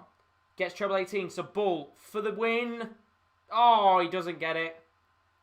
And Van den Bergh might now have just given a chance for Gary Anderson to take a point here. Double 7 needed. Second dart misses. Third dart hits the 7. And now a chance for Dimmy Van den Bergh to win this on double 15. And a big, big 2 points this would be. First dart is a brilliant marker. And a big 2 points it is for Dimi van den Bergh. It wasn't the greatest game in the world, if we're being honest with you. Both players not playing the most amazing darts on the night in the Premier League. But in the end, it was a hard-fought, scrappy game, which Dimitri van den Bergh comes out of with 2 points on the board. And Gary Anderson, who tonight had an opportunity to get 3 wins back to back to back, doesn't get a result in the end. They're both players who missed so many opportunities at doubles on the night. It wasn't the most amazing game, as I said, in the world. But in the end, Dimi van den Bergh, he did what he had to do in this game and get the 2 points on the board to keep himself up there with the likes of Nathan Aspinall and, of course, Van Gerwen, who plays in a few moments' time. But he gets a 7-5 win. Gary Anderson, first loss in a little while. He'll be a little bit disappointed with that. But when you look at the table, of course, this isn't updated from the previous results we've had on the night. But it does mean Dimi van den Bergh moves up to 12 points. He stays at the top of the table. Nathan Aspinall in second.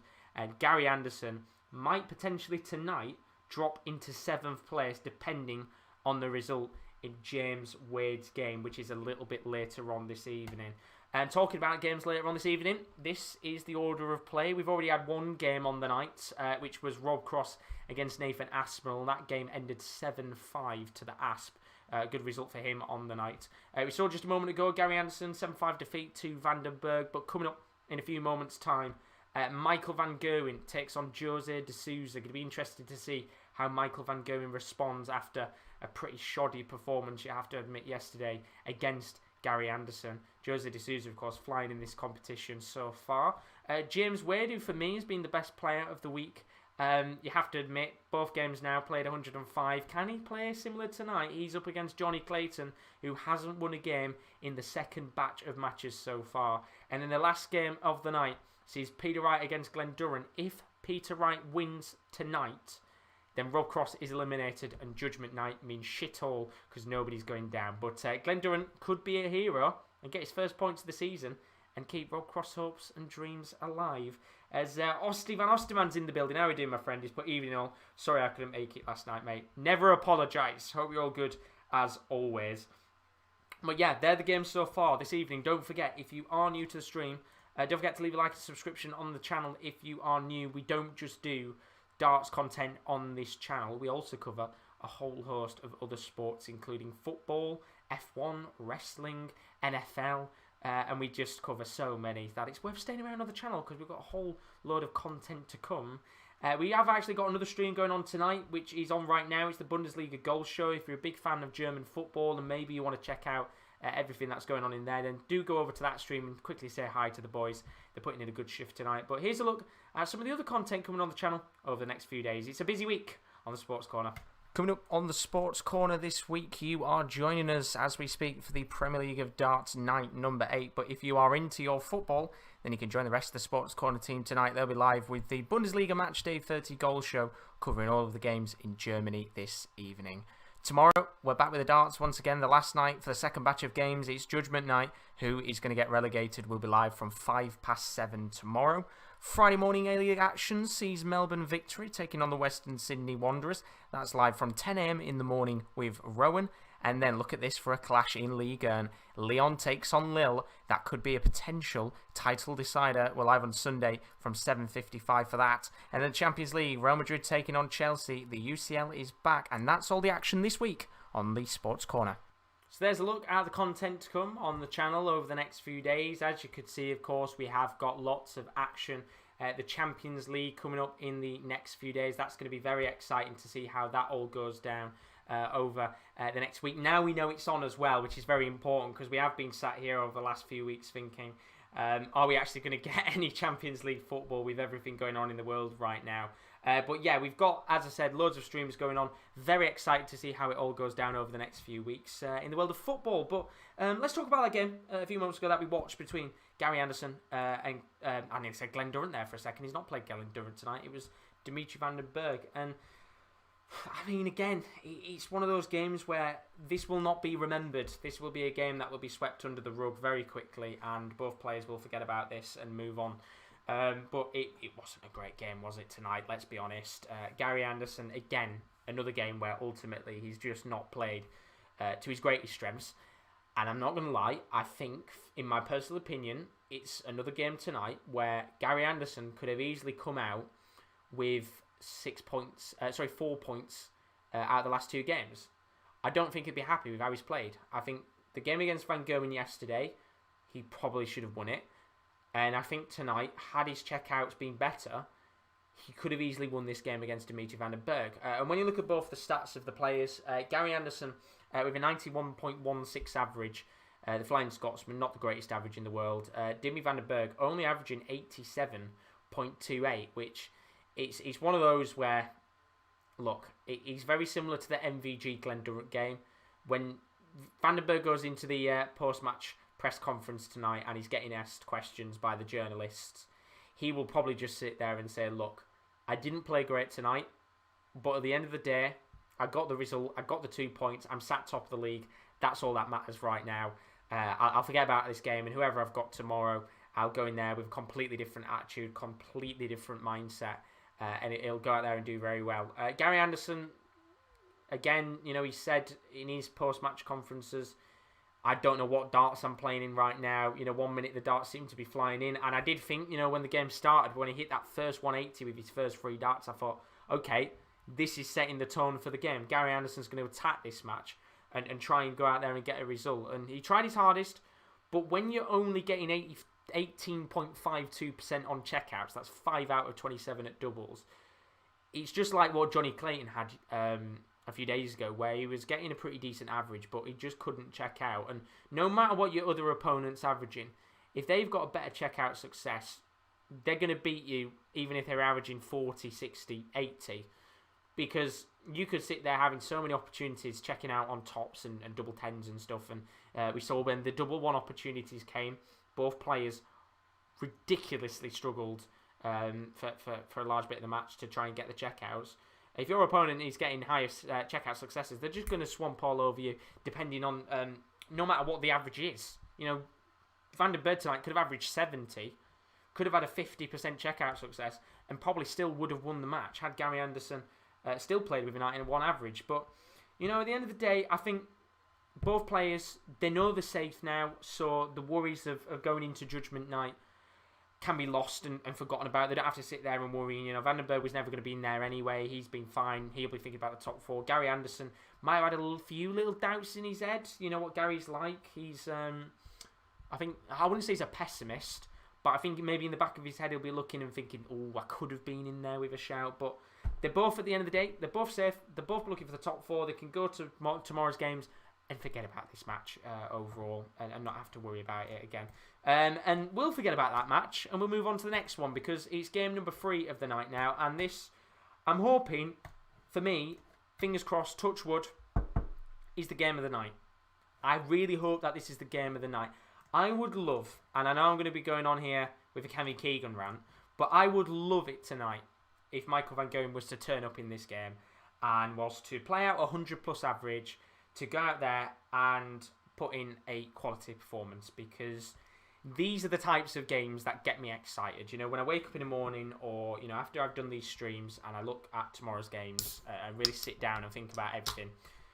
This was the game last night that I looked at and I was like, ooh, this could be an absolute corker of a match, because Jose de Souza played off against Glen Durrant, I think yesterday, if I'm correct, might be wrong. Didn't play the greatest game in the world. It was a very scrappy match. One of those matches again where I think Jose de Souza ultimately was just thinking a little bit too much about Glen Durrant, and that put him off his own game. But he got the result in the end, and that's all that matters. I'm hoping that tonight he puts that game aside and comes out with a brilliant performance, because we have seen what this man can do. He can average 105, 106, 108 against the likes of Johnny Clayton and other players, and he could do it tonight if he wants to. And as for MVG, we know in the very best of days he can go out there and average 100+ers. His best game of the tournament so far was that match against Rob Cross, in which he averaged 107. So we can see what Van Gerwen can do. But in the end, I hope that this is a brilliant game tonight. And Chloe basically said, can there be a 9-darter in this match? Let's have 2. Why not? I mean, Jose de Souza's done it already, so let's have MVG get one and Jose de Souza get another. But I want this game to be a corker. You know, I sat there last night and I was very excited about the Michael van Gerwen Gary Anderson game. For me, I was very excited about that because we know that always tends to usually be a very exciting game. And a fun match to watch. But this, for me, I'm a little bit more excited about this one tonight because you don't know what MVG is going to do. He could go out there tonight and play an 85 average, play an absolute stinker, and Jose de Souza get a massive 2 points. Or he could rock up, play 100 plus average, maybe get a 9-darter if he feels it, and come off the stage with a massive 2 points that keeps him in the race for the top 4. But who knows? As we're about to get underway with the game. The players are going to come out in just a few minutes' time, which gives me an opportunity to quickly talk about our social media. Now, you might have seen, as I've been talking about a lot in this tournament, we are running a Sports Corner Super 6. So basically what that means is you guys can get involved with our Super 6. You predict the 6 scores, exact scores of the games, and you can get yourself involved and you can win yourself a little bit of cash. Now, if you want to get involved with that, maybe you can't get into the streams one of the night and you want to put in your predictions early, then we do have our social media pages where we are actually posting these up on our Twitter early, so you guys can get access and get involved with the Super 6. If you want to get involved with it, then do go to our Twitter, which is @the_top corner. That's where we are tweeting out the Super 6, so you guys can get involved. But you can also check out our other social media links. Our website is thesports-corner.com. There's going to be new stuff going up on the sports-corner.com over the next few weeks, including a lot of stuff based around all of the NFL draft, which is massive indeed. That's going on over the next few weeks. And then also, you can check out our Instagram as well, which is _sportscorner_. Really do recommend going and checking that out. That, of course, also features a lot of the stuff that we do in terms of our YouTube channel. But that means both players are now out onto the hockey for this one. Fills a little bit of time, doesn't it? Let's have a quick look where both these players are in the table as it currently stands. Michael van Gerwen on 9 points in the Premier League so far. 3 wins, 3 draws, only 1 loss for MVG, which I'm not going to lie, with the way how he's played so far, kind of wouldn't have expected that if we're being honest with you. But, I mean, he's only got 1 loss and he seems to be doing all right, so fair play to him. And then Jose de Souza, 3 wins, 2 draws and 2 losses. It would be a massive opportunity for him here. I mean, Chris has said de Souza, first player in this Premier League this season to win 3 games in a row, which would be massive for him if he could do that. But fair play too. It's a very good opportunity maybe for him to go out there and get a result. When we actually look at how both of these players are in terms of the rankings, maybe to win this final, as obviously saying stream's lagging for me. Is it lagging for anyone else? Because I've not dropped any frames tonight, so hopefully there isn't any lag. Fingers crossed. But yeah, when we actually look at the odds for both of these players, Michael van Gerwen, odds to win. He is the favourite still to win the competition. Currently sat 7-4 in terms of his odds, which is still quite high up considering Van den Bergh is all the way back at 4-1. I think Van den Bergh's odds might have just decreased a little bit after the result tonight. As for Jose de Souza, 9-1. Again, I don't think that's too bad, to be honest with you, especially considering Aspinall's at 10-1. So I think that's a very good shout indeed. And then to reach the semi-final, as you can see, MVG currently 1-8 to reach the semi-finals. Dimi van den Bergh with better odds, as you would expect. And then Jose de Souza 13-8 to reach the semi-finals. So you can see the odds for like the top 6 is pretty even, if we're being honest with you. As Van Gerwen here looks to smack in the first 180 of this game. And does. And the green machine begins the night. The 180 is apparently it's okay now. Fantastic. At least it hasn't been lagging for some of you guys, because I thought for a second we were going to have lag. But here we go. The 180s are flying. Get your George Nobles out, because that's 2 already. And I wonder how many... Do actually guess in the chat how many 180s we get in this game. I'm going 11. Because these two...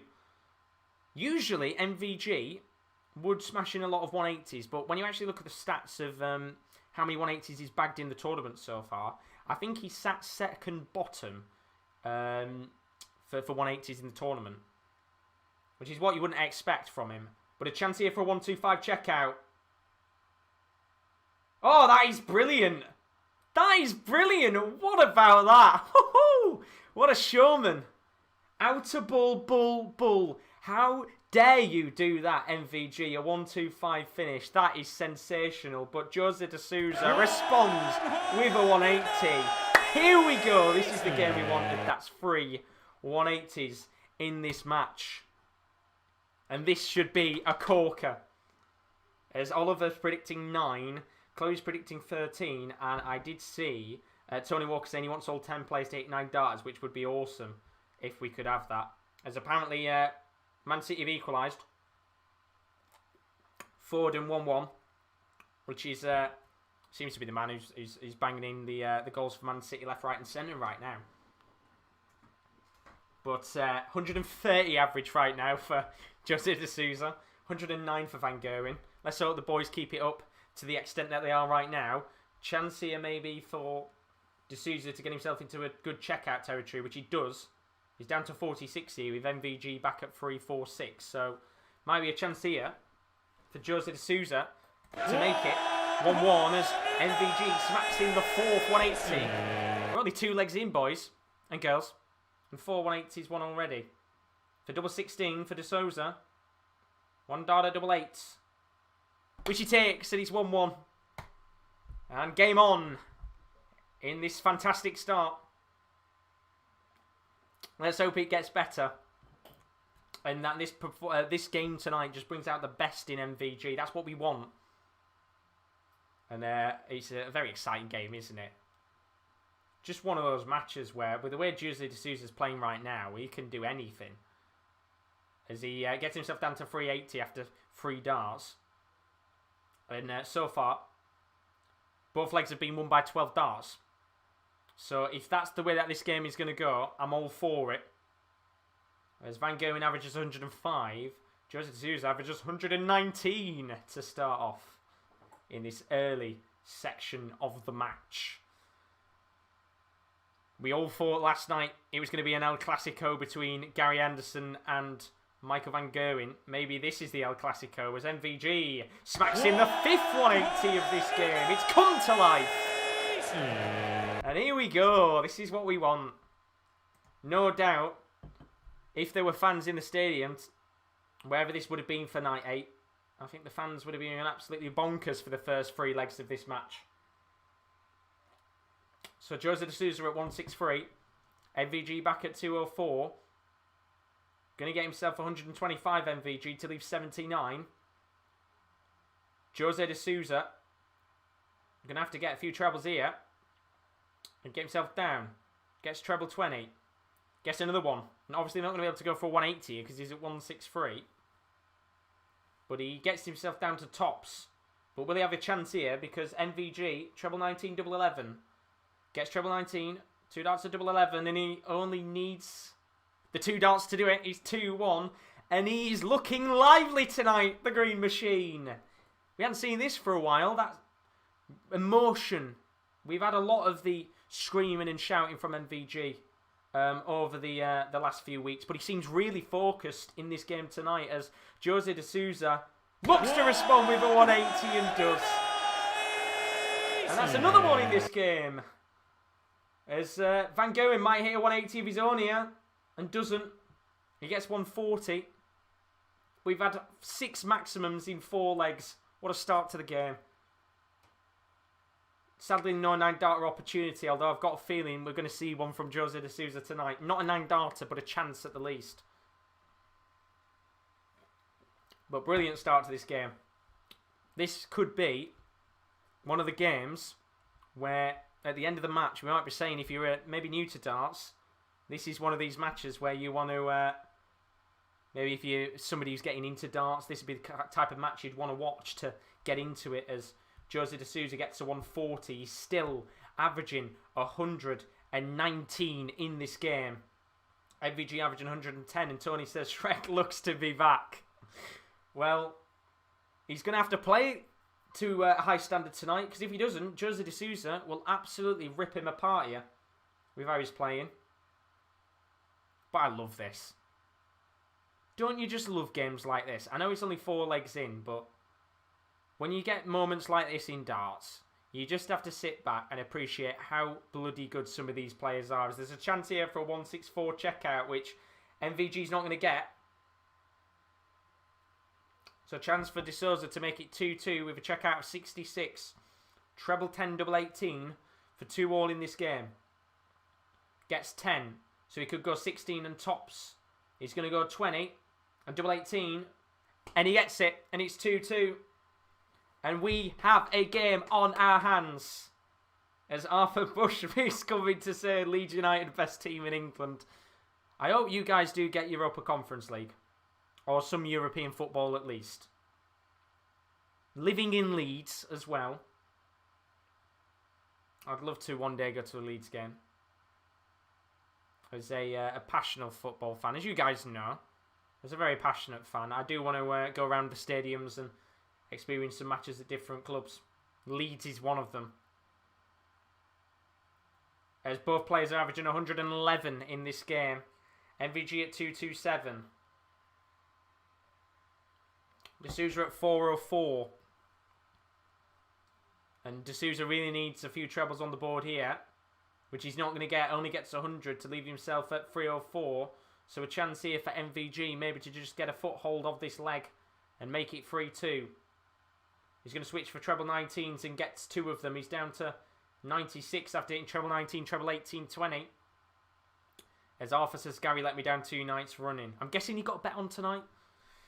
Funnily enough, both Gary Anderson and Dimitri Van Bergh let me down because I'd got one game where I got Gary Anderson for the most Dimi for the most 180s. And I got Gary on as well for a match treble as MVG checks out 96 and makes it 3-2 in this game. And this is what you want to see from the Green Machine. And Jose de Souza's just got to keep his average up. I've actually really risked here. MVG running the show. As apparently, oh my god, Villa made it 2-1. Go on, Villa. That's what you want to see. As that is a big roar from MVG. Gets 1-3-4. He's down to 3-6-7. And now he just takes over Jose de Souza with his average. He's up to 113, but de Souza here going to get 81 to leave 320. And might be a big chance here now for MVG to get a foothold of this second leg. He looks for another 180 and doesn't get it. But 135 will do. He's down to 2-3-2. I think Arthur's put Aston Villa 3, Man City 1. I'm guessing it's not. In a parallel world, maybe. But chance here for de Souza to get a 180, which he does. Get your not Paul Hinks, George Noble. There we go. Because that's the 4th maximum for the special one. And he gets a 140. That's what he's down to. So 2 treble 20s and a double 10 for a 140 checkout. What a game this is so far. Highest checkout of the night being the 125 from MVG in the game so far. Which he's not going to get to Souza. He's got himself down to tops. But is he going to get a chance if MVG checks out the 142? Gets treble 20. Gets another treble 20 for double 11. And it just hits the outer rim. So de Souza with a chance now to make it 3-all in this game. On tops. Surely. First dart's a good marker. Second dart hits the 20. So he really needs to get double 10 here. I mean, he doesn't. He gets double 15 and busts, which is not a bad thing. Unless MVG checks out the double 11 here. First dart is a good marker. He's going to have to move over slightly though. Lots of space in the board for the double 11. Second dart's a good marker. Third dart's in. It's 4-2 to MVG. And look at the roar from the Green Machine. He knows how crucial that leg might be. And that breaks the throw of de Souza. And this is a brilliant performance from Michael van Gerwen. As he goes 2 legs up on Jose de Souza. And he's got daylight now in this game. And he just needs to make sure that he doesn't let Jose de Souza off the hook. And for Jose de Souza, he just needs to make sure that he doesn't allow his average to dwindle down, or else MVG, with the way he's playing right now, could absolutely give him a mauling, which would be catastrophic, because he has hit another 180. And that's another one on the board for Michael van Gerwen. And where's this been, MVG? Where's this been hiding? We've had to wait weeks for a performance like this. But Jose de Souza might hit 180 of his own, and he does! And that's 9 180s in this game. 5 for de Souza. And now, a chance for another one! Here we go! Oh, it's another one! Another 180, 3 in a row. And he's down to 41. This is brilliant to watch. What a game in the Premier League of darts. He's down to 41 MVG. Jose de Souza back at 225, but a chance for another 180! It's 4! What a match! It's raining 180s in Milton Keynes. What a game. A chance for a double 16 for a brilliant leg. 5-2. What a leg of darts. What an incredible game we are witnessing right now in Milton Keynes. 113 average for MVG. 4 180s back to back with a checkout of 46. And I mean, Jose de Souza's not done much wrong here, but you're kind of hoping that he can get a few legs on the board at least, just to keep this game going. What a brilliant match. Chloe saying maybe I should have an ice lolly as soon as I join the stream more often. You called it. You guessed that this game was going to be a good one. And it has been so far. But for the neutral, you really don't hope that this game ends in 2 legs. You want to see de Souza get 2 legs on the board and just keep this one running, because my lord, what a game this is. MVG winning that last leg in 11 darts. And he's just showing a performance that we haven't seen from MVG for months, I'd probably say. We saw him get 107 average against Rob Cross. But Jose de Souza still averaging 110. And not able to get anything in this game. He's got a chance here. Gets 100 de Souza to leave himself at 202. I mean, MVG looking for another 180. And gets a 140. So he's down to 122 here. And he's giving it a big roar. So 122 for MVG. 202 for Jose de Souza. Going to switch for treble 19s here, Jose de Souza. And he's just going to, I think, switch for treble 18 now. No, he's not. Goes for treble 19 again. So he's down to 68. And MVG here going to have to check out 122. Or you would expect Jose de Souza to check out the 68. Gets 2 treble 18s for double 7 for a 122. Which he just can't get. And a chance now for de Souza at 68. Treble 20, double 4. What a game this is. This is why you have to love darts. Could be arguably the game of the tournament with the way it's going, but de Souza misses the chance to check out 68, and now an opportunity for MVG to check out on double 7. Got 3 darts here to make it 6-2 and guarantee a point. First dart hits 7, so he's going to have 1 dart at double 2, which he misses. And a chance now for Jose de Souza to check out double 16, to hold his throw as well, and just get himself back into this game. Double 16 needed. And for the neutral, you want this to go in for a few more legs, which he does. And he's 5-3 in this game. And all of a sudden, come on, Mike, 2 more legs for the match. I need him to smack in a few 180s here, because Jose de Souza's beating him on 180s. And I've got a match treble on.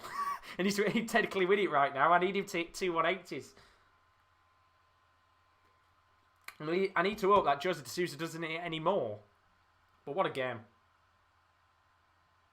So MVG gets a 140 here. Jose de Souza only gets 456. Both players still averaging well over 105. Jose de Souza averaging 106. Van Gerwen averaging 111. This is how good it is right now. If you're not a fan of darts, then I don't know why you're not. Because this is a barnstormer. So 100 there for de Souza, down to 356. So an advantage here for MVG to maybe get himself a guaranteed point on the board. Gets 261 here.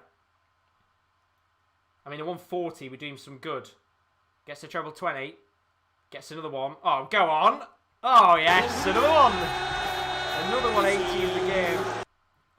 That is now a chance for him to get at least a point on the board, and that's 6 180s for MVG, 12 in the match, and a chance now to make it 6-3 on the game. Treble 19, double 12 to make it 6-3. Gets 3 to start. Treble 18 for one dart at double 12, which was going in. It ricochets out the board. And a chance now, you feel, for Jose de Souza to just maybe put a little bit of pressure on. He's not going to put much pressure on. He's back at 296. But 3 darts at double 12 to guarantee a point. 2 darts at double 6. 1 dart left. And he guarantees it. There's a point for Michael van Gerwen. 6-3 in this game. And now a chance to go out there and get himself a result on the board. As Jose de Souza now has to win 3 legs back to back to back. As he looks to smack in a 180 here. And does! And there's another one. As we hit 13 180s in this game. And I'm pretty sure somebody tonight, I think it was Daz, predicted 17 on the night. Well, this game has absolutely trounced that. I mean, a 9-darter opportunity would be perfect in this game, which we're not going to get, sadly. But Jose de Souza here needs a few trebles, which he just doesn't get. And Van Gerwen now might have an opportunity to maybe get himself something. He only gets 93. So Van Gerwen down at 308 here. Jose de Souza at 262. Get a few trebles on the board here, Jose, and you get yourself back into the match a little bit. Starts up with a 5, though. Gets treble 19. Really needs another one here. And he doesn't. And he's only down to 181. So really good opportunity now for Van Gerwen if he can get a few trebles on the board. Which he's going to get 2 treble 19s and a 20. And he's down to 174. So Jose de Souza here needs to get something. And pretty quick. Or else you would expect Michael van Gerwen to get himself down to a pretty good finish. Gets a treble 20 here. Maybe another one would do, which he does get. So he's going to switch here for, I think, 15, yeah. And gets himself down to 46. MVG back at 174, so he's going to have at least a chance to check out the 46 and make it 6-4 in this game. With Van Gerwen back at 78, so 14 double 16 for the special one. Gets the 14, 2 darts at double 16. First dart hits 16, so 1 dart at double 8, which he doesn't get. And this could be the chance now for Michael van Gerwen to win the game. Treble 18, double 12 to end a brilliant match. Gets 18, 20 for tops. And he doesn't get it. And now a chance here for MVG to make it 6-4. He really needs to take this. 3 darts at double 4 as apparently Manchester City have just scored. Can Jose de Souza get it? First dart is a good marker. Second dart is the 4. Double 2. Really needs it. Gets it. It's 6-4 and this game continues on, which is what we want. We don't want this game to end.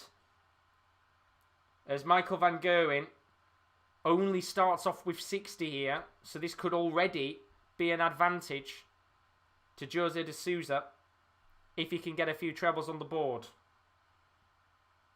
And what a fantastic opportunity that would be to make it 6-5 as Jose de Souza only gets 60 himself. And that was a real chance to just get a little bit of an opening in this leg, and he doesn't. And now he's got to hope here that MVG maybe gets 60 again. Which he might actually here, and only gets 59. So Jose de Souza, another chance here to maybe get himself ahead, as apparently Rodri scored for Manchester City to 2-1 to them as they look to close in on the title. What can Jose de Souza do here? I mean, only gets 55. Again, another opportunity wasted. As the game just slowly starts to dwindle out here a little bit. MVG hits 58. And now we're having a little bit of a sloppy section of this match. What can Jose de Souza do here? Another chance to capitalise. Gets 20, gets 19, really needs a treble and doesn't get it. So we're having a little bit of a The averages are tumbling now. Jose de Souza at 98, MVG at 105. Finally, we get a treble from MVG, but he only gets 96. What's happened to the game? It's like a different match. He's changed. What's gone on here? Chloe saying she needs MVG to get this leg to get another prediction correct. Stephen saying what the hell is going on with the scoring. It's a different game now. It's changed up. As Jose gets 100. So both players on 228 here. Even leg. But Michael van Gerwen. Oh, here we go. Oh, he gets the 180. How about that for timing? And that is his 7th 180 of the game. The 14th for the match. Can Jose de Souza get a 180 of his own? He's going for it. And he can't, but a 140 will do. He's down to 88. 16 double 16 needed for a big win for MVG. First dart's a good marker. Second dart doesn't go in. And a chance now for de Souza at 88 to break the throw of Van Gerwen and make it 6-5. Treble 20 double 14 gets 20. So he's got treble 18 for double 7. He's got treble 18. What a dart this could be. Make it 6-5 and it's a much more interesting game. Double 7 needed. Oh, he doesn't get it. And now a chance for MVG to kill the game and win this brilliant match, which did dwindle out at the end. But he wins it. And that was a fantastic game. I mean, take out the last leg because that last leg was pretty rubbish. But what a game that was. 14 180s in this game on the night. And what a match it was. MVG averaging over 100. Jose de Souza averaging 110 for large spells of the match. But that was a glimpse of MVG's his very best, apart from that last leg. Forget about that last leg. But it was a glimpse of what MVG can do on his day. And Jose de Souza, he tried his hardest to get a result. But MVG, in the end, continues to roll on. And what a match it was. With so many 180s and so many good moments. MVG gets another big 2 points on the board in the Premier League of darts. And I think it's hard to say that'll go down as a classic. But I think that will be a very well-remembered Premier League game just because it had a hell of a lot of 180s in it. And a very good match overall apart from that last leg. But look, MVG, big result on the board there. Jose de Souza probably thinks to himself, I could have easily had that, but I mean, when MVG's playing on his very best game, it's very hard to stop the man. But as you can see on your screen, we have had a fair few games tonight already. We've got 2 more to come this evening. I don't think we're going to get anything better than that one we've just watched, but you never know in the Premier League of darts. We started off the night, Rob Cross in a 7-5 defeat to Nathan Aspinall. Aspinall not convincing tonight, you have to admit, but Rob Cross has put his Premier League hopes and dreams in peril. Gary Anderson in a 7-5 defeat to Dimitri van den Bergh. Massive, unfortunate. Well, I'm saying massive, unfortunate. Massive win, sorry, for van den Bergh is what I wanted to say. A good result for him in the end to go out there. I mean, it wasn't a great game overall. Both players played very scrappy, but van den Bergh did what he had to do, and he got the results on the board. And then, as we said a moment ago, Michael van Gerwen with a 7-4 victory against Jose de Souza. A big win for him as he averaged over 100 with 14 180s on the night. It was a very fantastic game indeed. As I said, we've got 2 more games to come this evening. Next game on the night sees James Wade coming up against Johnny Clayton. That should be a very interesting game to watch. Johnny Clayton has been, pretty, I'd say average in terms of how he's played in the competition so far. Not competition so far, sorry, competition in the last few games. Hasn't won a match yet in the first 2 games. James Wade, though, has averaged 105 in his last 2 games. So I think that could be a very interesting match to watch. And then, of course, the last game of the night sees Peter Wright up against Glen Durrant. That game should be a very interesting one to watch. Glen Durrant, if he was to get a result tonight, it keeps Rob Cross in with a chance of survival. However, if Peter Wright wins, then Glen Durrant is out of the competition. So a massive loss that could be for Rob Cross because it will relegate him from the tournament. But if you are new to the stream, as always, don't forget to leave a like and a subscription on the channel. We are pushing hard towards 2,100 subscribers, and we are around about 2,070. So there's 70 of you guys in here. Some of you might have not subbed yet. It'd be fantastic to get us up to 2,100 subscribers on the channel. So please do if you haven't already.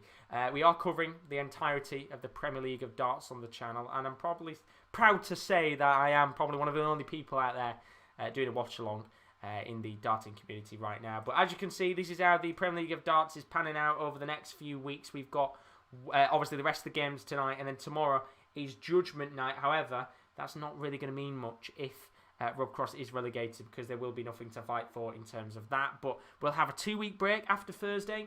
We'll then be back for 3 nights of action from the 5th to the 7th of May. That's nights 10 to 12. That's, of course, normal nights of action. We'll be down to the last 8 players in the competition fighting for the top 4 spots. We'll have a 2-week break once again. We'll be back on the 24th for the final week of the Premier League of Darts at the end of May. The 24th to the 28th, sorry, got hiccups for a second.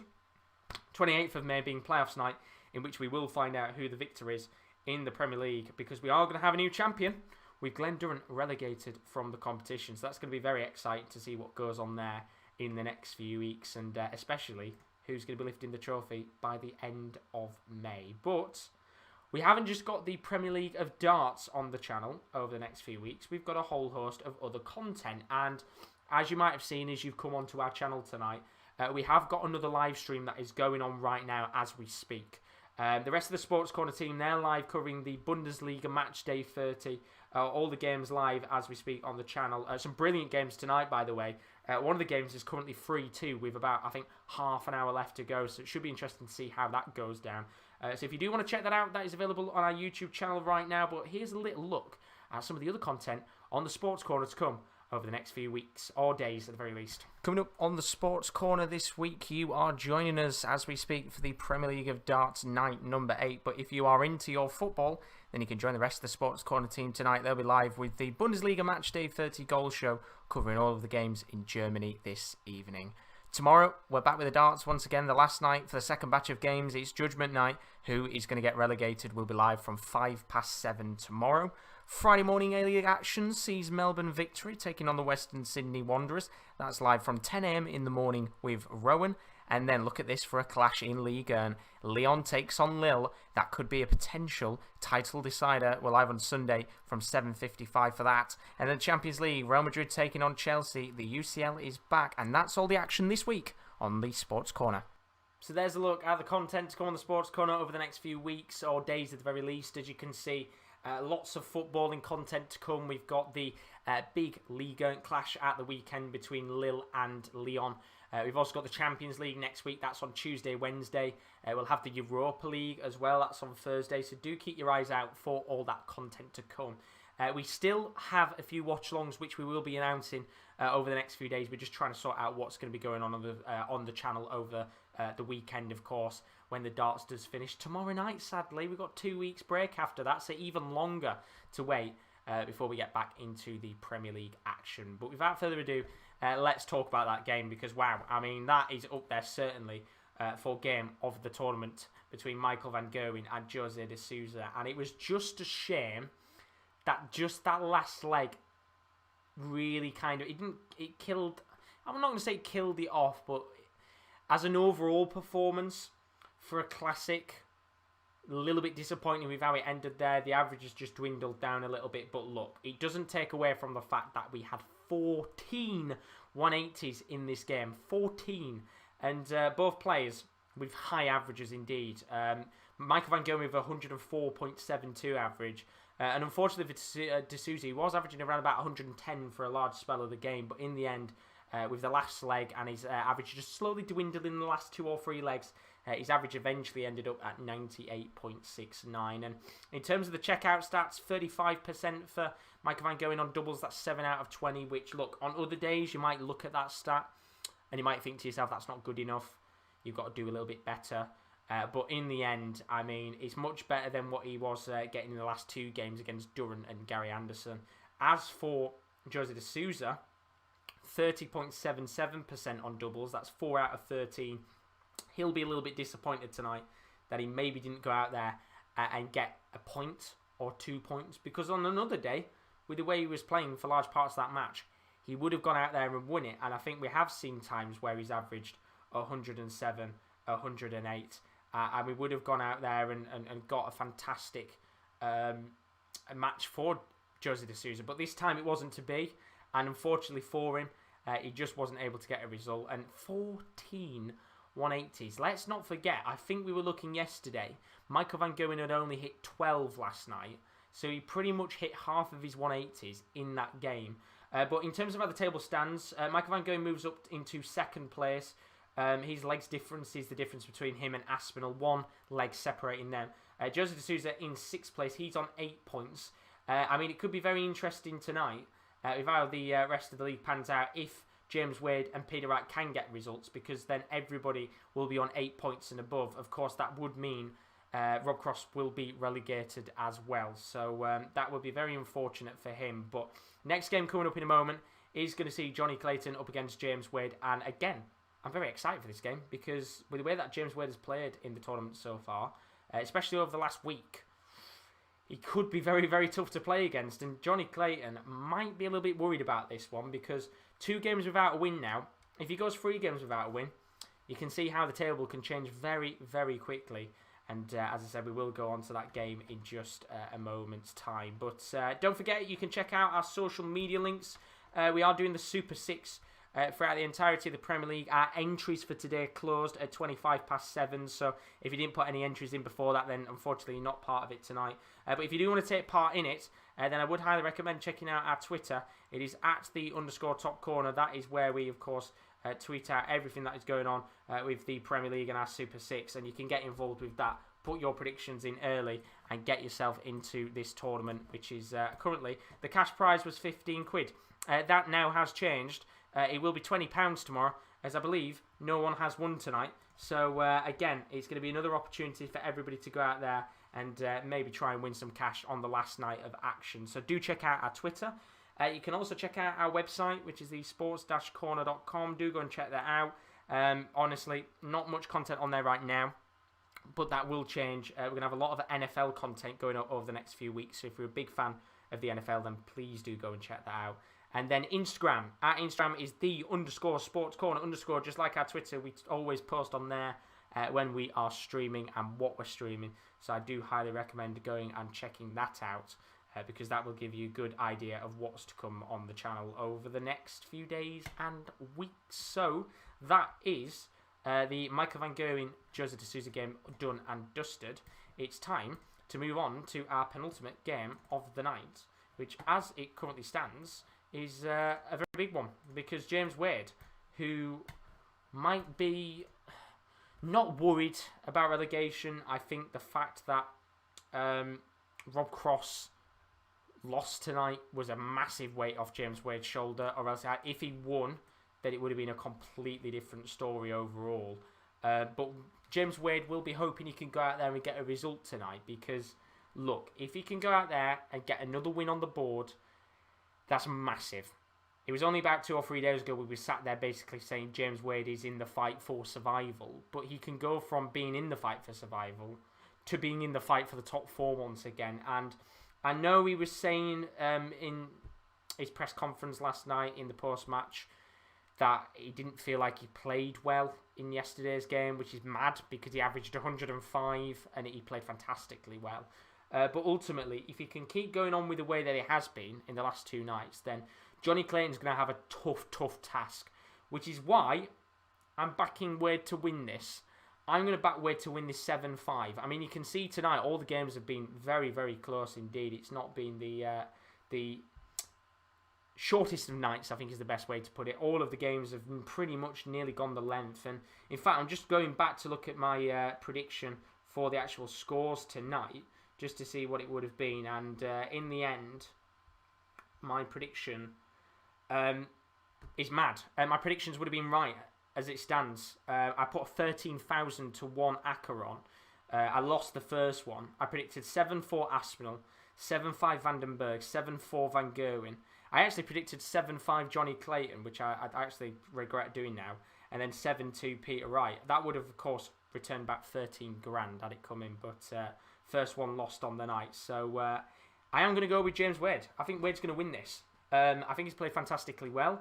I think Johnny Clayton is now probably feeling the real extent of what it's like to be a Premier League player, knowing that every week, every day, not week, usually it'd be a week, but every day is a tough game.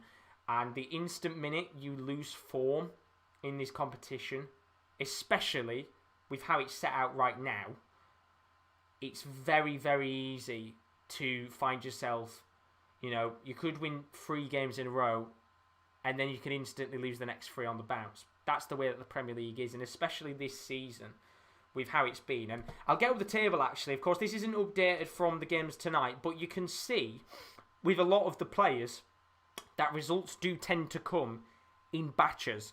I mean, Peter Wright is the perfect example of a player who right now is just low on confidence and form in the Premier League of darts. He's now lost 3 games back to back to back, and a 4th tonight would be catastrophic for him. And then you can see the likes of Dimmy van den Bergh, for example, gets first 4 games, loses a match, and then gets back on form again. Gary Anderson, first 4 games of the competition, doesn't get a win, and then he got 2 back-to-back, and now obviously he's just struggling again a little bit. So you can look at it to a certain extent and say that form is absolutely critical in the complexion of these games, especially over the next few nights. But Bernie Smith in the chat, how you doing, my friend? He says Durrant could win tonight. He's not playing bad. Well, that's the thing. I mean, we'll talk about that game a little bit later on when it comes round to it. But yesterday, I hope, was a big confidence booster for Glen Durrant. And now there's no pressure on him. He can just go out there, play darts freely, and not have to worry. He knows he's going to be eliminated, which is a shame. But if he was to get a result tonight against Peter Wright, then my lord, that would be quite the shock in the Premier League of darts, you'd have to admit. But very quickly, before this game to start, as both players just having a few practice darts, let's have a look at their odds to win and odds to reach the semi-final. We'll start off with Johnny Clayton, who as of the 21st of April, this was this morning, Sky Bet predicted him to finish 6-1. So his odds yesterday have actually gone up slightly. I think he was 5-1 yesterday on Sky Bet, so his odds have slightly gone up. Van den Bergh overtaking him in second. I would assume, of course, Van den Bergh's odds will have gone down after his big win tonight. So Johnny Clayton might, depending on what happens here, maybe go up to 7-8-1, all depending on what result happens. And then James Wade, as the game has just started, he is sat at 20-1 to win the tournament. And then when you look at the semi-finals, Johnny Clayton 4-6 to reach it, fairly nearly odds on. I mean, you can look at all 5 of the players there. They're pretty much all nearly close to odds on to go through to the next round. But for James Wade, 7-2, which, look, isn't the greatest odds in the world. You're not really going to make a lot of cash from it. But with the way that James Wade is playing right now, if he can keep this kind of form up, then yeah, maybe. He might be in with a shout to finish in the Premier League's top 4. But we are underway now with this game. Kev Evans is the referee for this one. Who's going to come out on top in this very, very decisive match? Of course, James Wade, right now, pretty much safe and will not be relegated. It's all down to Peter Wright for survival, pretty much.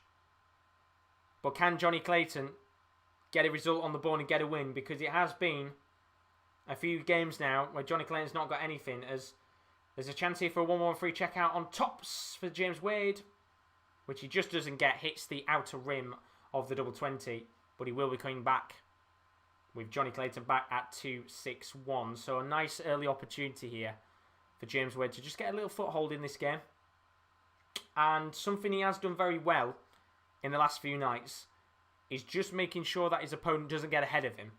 The prime example was the Peter Wright game, where for a lot of the match itself, it was Peter Wright just one leg behind. But at the end of the game, he just got a little bit of a spring in his step, James Wade, and was able to just push on and get that big 2 points on the board. And I think tonight he's got to do something very similar. Just make sure that he doesn't allow Johnny Clayton a chance as he smacks in the first 180. And something again, actually, that's worth talking about is just the fact that James Wade's hitting a lot of 180s right now and averaging high, which is not something you tend to see from James Wade. Usually when you watch him, he tends to average high, but he doesn't really tend to hit loads of 180s and stuff. It's all about his finishing. Maybe he's changed it up a little bit for this tournament. We'll have to see. But Bernie predicting for this game 6-6, which I also think is a very fair shout. And Oliver saying the ferret Johnny Clayton can win this. We will have to see. As James Wade at 181 here, going to get himself down to 42. Johnny Clayton at 136. Needs 2 treble 20s and a double 8 to check this out and get himself to 1-1 in this match, which he's not going to get. And then Chris says Wade doesn't lose, then that's it for Cross. He will be dead and buried, pretty much. I mean, Peter Wright, obviously, is probably going to win, isn't he? As James Wade takes a 2-0 lead on tops. And this is a fantastic start to the game for James Wade, who is off to a flying start. And he's averaging 125 right now. What a start for James Wade. We were all sat there saying the MVG game was good. Here we go for another 180. Doesn't get it in the end, but he gets to 140. As he's flying in this game. You love to see it. James Wade with the high averages. Fair play to him. He's been fantastic to watch recently. And for a man who was well in the conversation for relegation, is playing some of the very best darts in the Premier League this week. And that is why he's not getting relegated. There's no chance. As for Johnny Clayton, only averaging 89 right now. And with the way that this is going, this could be a quick game if James Wade can keep up the high averages. Chris saying Wade doesn't lose. Oh, I read that comment, sorry. Let's not mess around. Wright will beat Durrant. If Wright doesn't win, then he deserves to be relegated. Yeah, if Wright loses tonight, then he deserves to be relegated, 100%. And the fact Rob Cross only lost by 2 legs is quite massive for his legs difference. And then, of course, you'd be looking at Peter Wright with a -7, I think he's on right now. And probably thinking, yeah, he's getting relegated. Which would be mad, wouldn't it? Peter Wright getting relegated would be absolutely bonkers. But James Wade leaves himself at tops. Johnny Clayton all the way back at 302. So there's a real opportunity here for James Wade to take a 3-0 lead in this game. Goes for tops again. Gets 20. So 2 darts at double 10 for a 3-0 lead against the ferret. Which he's not going to get. And Dimsky predicting 7-4 for this game. Chloe predicting 7-5 for Wade. Chloe saying these next 2 predictions were difficult for me. I'll say Wade 7-5 to complete the trio of 7-5s.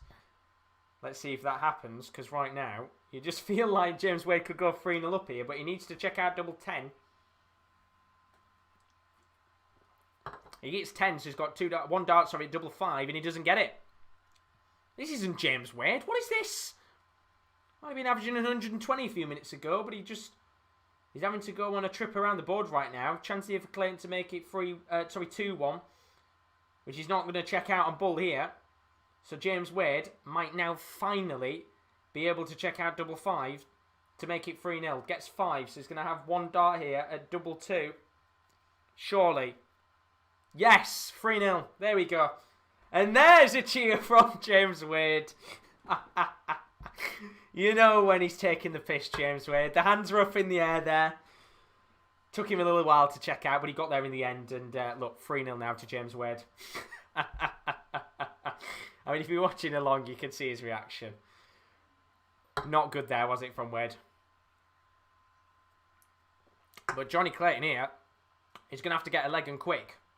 Because, I'll tell you something.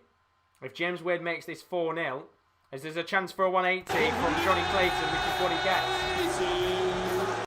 Can James Wade get a 180 of his own? We're up to 2 180s on the night. Oh yes, James Wade.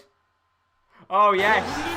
There's another 180. Here we go. We're up to 3 in this match. 2 back-to-back. How about 4? The answer is no, sadly. But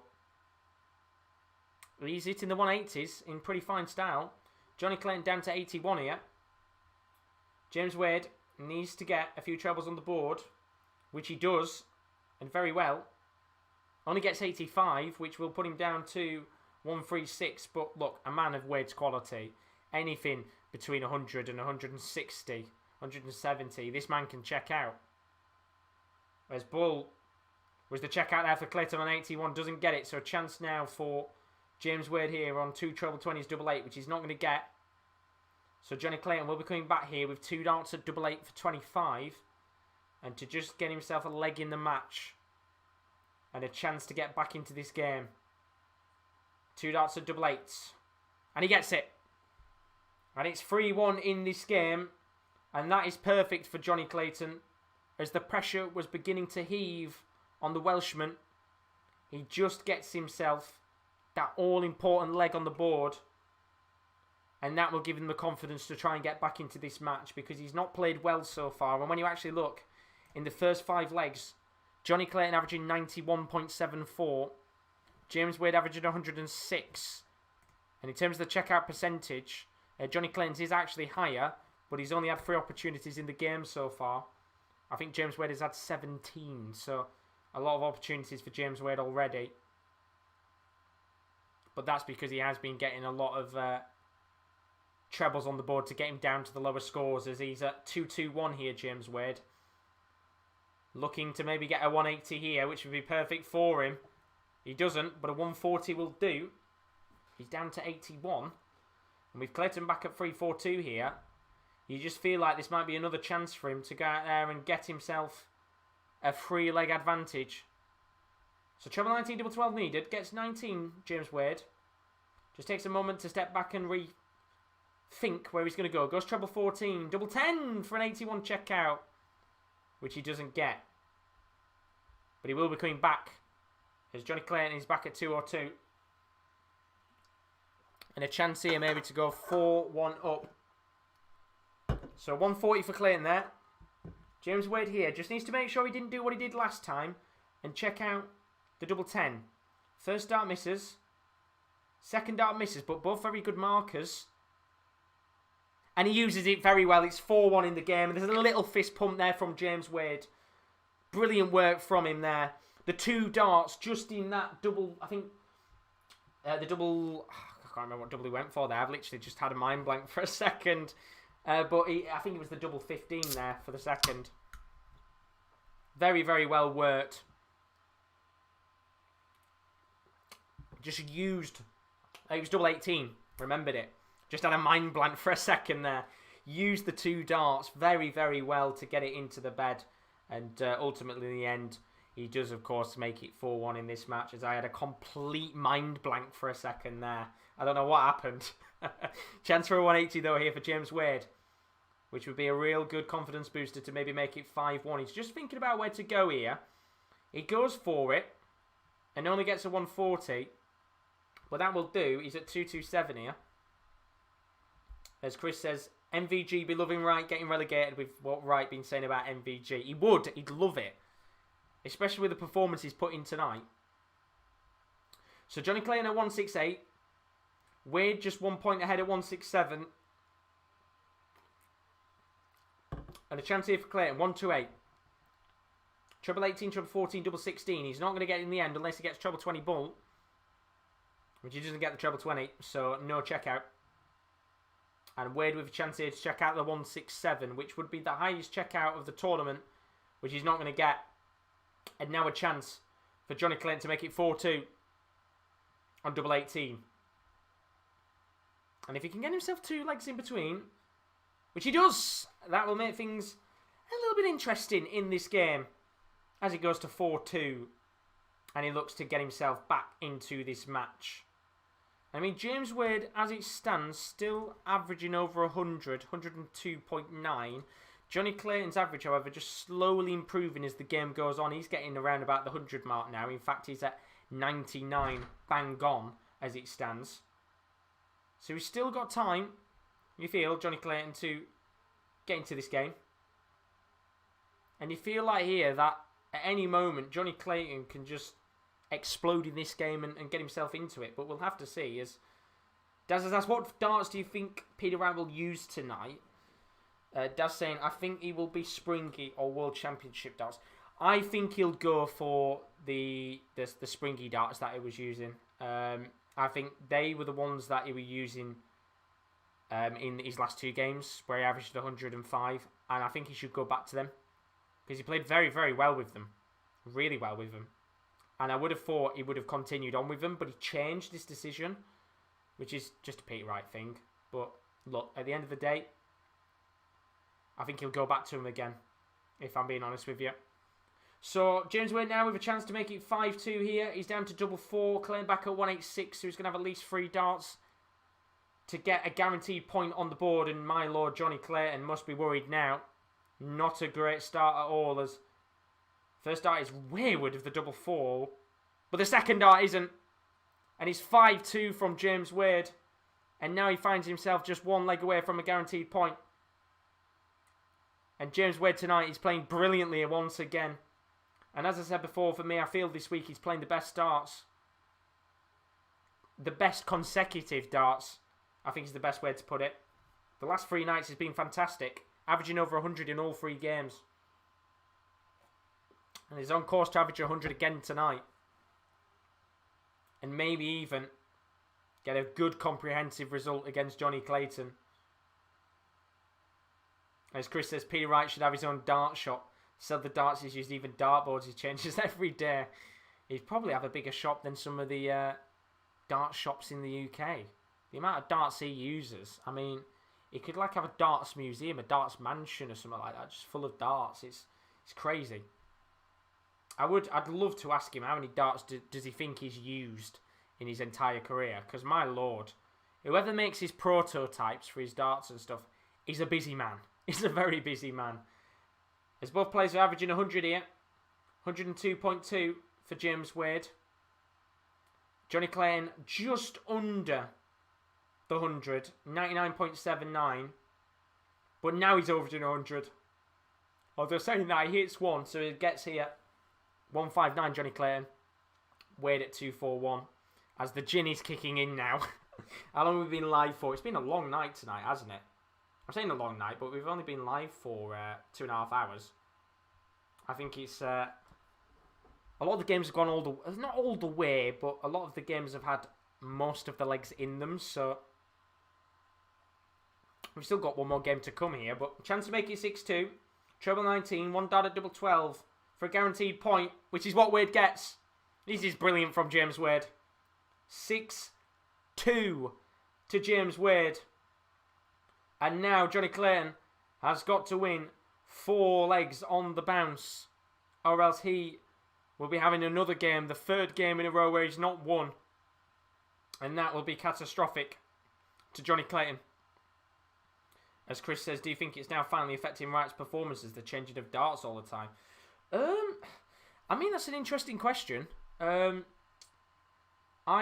couldn't say much, only because, look, at the end of the day, I think that's how Peter Wright is as a player. As James Wade another 180 in this game. He's down to 181. But, I mean, I guess you could say yes. I think there will be some people who will look at it and say, yes, it does affect him. The fact that he changes his darts all the time. But that's the way Peter Wright is. He's known for being the tinker man with his darts. And whether he feels that way or not, I don't think he will. I think he will feel better that he gets to change his darts all the time. But for me, I personally think he should have stuck with the springy darts that he was using a few days ago. I think, as I said, in the last 2 games that he used, he's been playing very well with them. As there's 1 dart here at tops for Wade to seal the deal. And he does. And it is a massive 7-2 victory for James Wade against Johnny Clayton. And I tell you something, James Wade, the machine, is rocking in this tournament over the last 3 days. Another game, I believe, where James Wade has averaged over 100. He has played some fantastic darts in this last week. And a man who was in a position to be so-called a relegation fodder player has been absolutely fantastic. That's 3 games now with over 105 averages. And Wade is rocking it in this competition with a 7-2 victory. And who would have thought that was going to happen tonight with a 7-2 win? Johnny Clayton, as I said again, 3 games now without a victory. The Ferret will be a little bit worried with how his performances have been over the last few nights. And talking about the last few nights there, well, I'm saying not last few nights, the last few games at the very least, you can see on the right-hand side of the screen, the order of play tonight. We've had some pretty decent games on the night overall so far. Rob Cross with a 7-5 defeat to Nathan Aspinall, which means now James Wade is properly safe. Peter Wright tonight, if he beats Glen Durrant, Rob Cross is relegated and out of the Premier League. However, if Peter Wright was to lose, then Rob Cross has a chance to survive tomorrow. Who does Rob Cross face? Glen Durrant. So this is a massive game for Peter Wright, which we'll talk about in just a few minutes' time. Gary Anderson, he found himself in a 7-5 defeat to Dimitri van den Bergh. Not the greatest game in the world, if I'm being honest with you. Both players played very poorly, but in the end, one of them had to go out there and get something, and it was Dimitri van den Bergh, and the Belgian table topper continues to top the table in fine fashion. Michael van Gerwen, what a game that was. 7-4 between himself and Jose de Souza. 14 180s in one match. What a match it was. It was an absolute belter of a game. And then, as we saw a few moments ago, and as it hasn't updated on your screen, which I think it's stuck flash score as it always is, James Wade with a 7-2 victory against Johnny Clayton. I don't think many people would have expected that tonight. As Tubbs is back in the building, how you doing, my friend? He's put Bundesliga Watchalong coming to an end, and Josh is still killing it, as we always are on the channel. We're loving it right now. We love the darts. We've got one more night, and as you can see on your screen, we've got one more night of action to come before we have a 2-week break. Judgment Night is coming tomorrow. And look, if Peter Wright wins tonight, then it means there'll be nothing to judge tomorrow because we'll already have our 2 players relegated. But we'll still have 5 games to come either way tomorrow. We'll be live from 7:05 for that. As Kyle is in the building as well. How are you doing, my friend? Hope you're all good. Welcome back to the stream. But as always, if you are new to the channel, don't forget to leave a like and subscription. Hopefully you guys have enjoyed the darts so far tonight. And hopefully for you guys that have been watching the Bundesliga Gold Show, hopefully you enjoyed that as well. I assume there were some very good games tonight. I think Gladbach was 3-2. Whether that was the same or not at the end, I don't know. But sounds like a good night of action in the Bundesliga overall. But yeah, there's lots of content to come on the channel over the next few days, including the return of the Champions League. Take a look at this. Coming up on the Sports Corner this week, you are joining us as we speak for the Premier League of Darts night number 8. But if you are into your football, then you can join the rest of the Sports Corner team tonight. They'll be live with the Bundesliga Matchday 30 Goal Show, covering all of the games in Germany this evening. Tomorrow, we're back with the darts once again. The last night for the second batch of games, it's Judgment Night. Who is going to get relegated will be live from 7:05 tomorrow. Friday morning A-League action sees Melbourne Victory taking on the Western Sydney Wanderers. That's live from 10 a.m. in the morning with Rowan. And then look at this for a clash in Ligue 1. Lyon takes on Lille. That could be a potential title decider. We're live on Sunday from 7:55 for that. And then Champions League, Real Madrid taking on Chelsea. The UCL is back. And that's all the action this week on the Sports Corner. So there's a look at action in the I nearly said the Premier League of Darts. My mind's gone mental. I have nearly had 4 cans of gin. That is all of the action to come on the Sports Corner over the next few days. Lots of content to come. We've got one more nights of the darts, of course. And then we have got lots of football action to come. But that means in terms of the table, Johnny Clayton is down to 7th now in the Premier League. James Wade, because of the 7-2 score that he got there and the legs difference, is now 4th. And he bloody deserves it with how he's played over the last few nights. Johnny Clayton is going to be a little bit worried. That's now, as I said, 3 games on the bounce that he hasn't got 2 points in. And we will talk about that game now because, I mean, as I said before, James Wade, I am loving how he's playing in this competition right now. The man is playing some fantastic, fantastic darts. And I tell you what, I don't know whether he's practiced, whether he's just got himself into the mindset that he's in the Premier League and he's here to win it, or to at least give it his all. The comparison from what he was playing at the start to what he's playing now is so much different. And I understand, because let's not forget James Wade was drafted in last minute. You know, he was a quick drafting because of the going price incident. But he's doing a bloody good job, and he's playing some awesome, awesome darts. This is now the 3rd night in a row where James Wade has averaged 105 plus.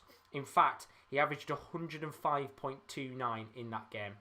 That's how good he's playing right now. For me, he's the best player in the tournament over the last week.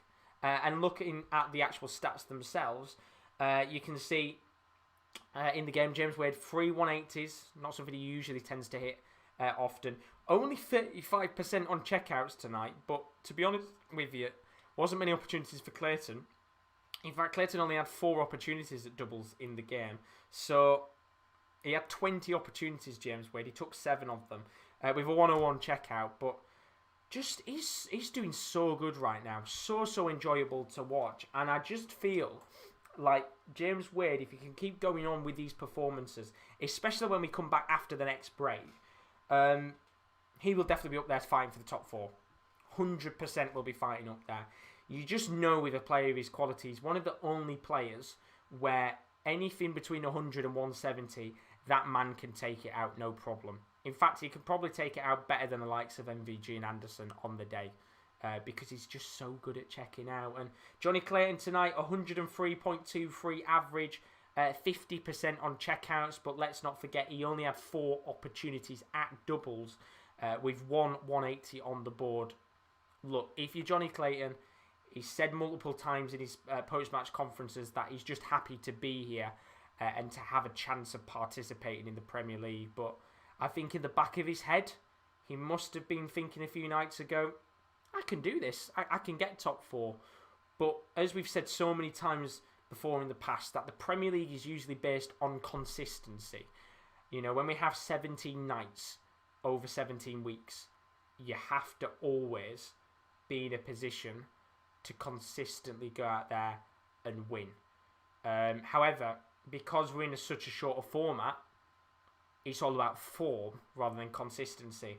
And as you can see, Clayton is the perfect example on the table that form can change like that. And even James Wade, to a certain extent, is a great example of form can change like that. I mean, when you actually look at the table before the night started, James Wade had won 1, lost 1, then won 1 in his last 3 matches. So he had been on a little bit of, shaky form before the night had started.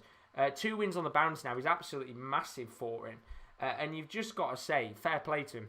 Played absolutely fantastically well and absolutely deserves a result tonight. As for Johnny Clayton, look, he moves down the table. He's got 8 points. He's still well within a shout of getting a top 4 position.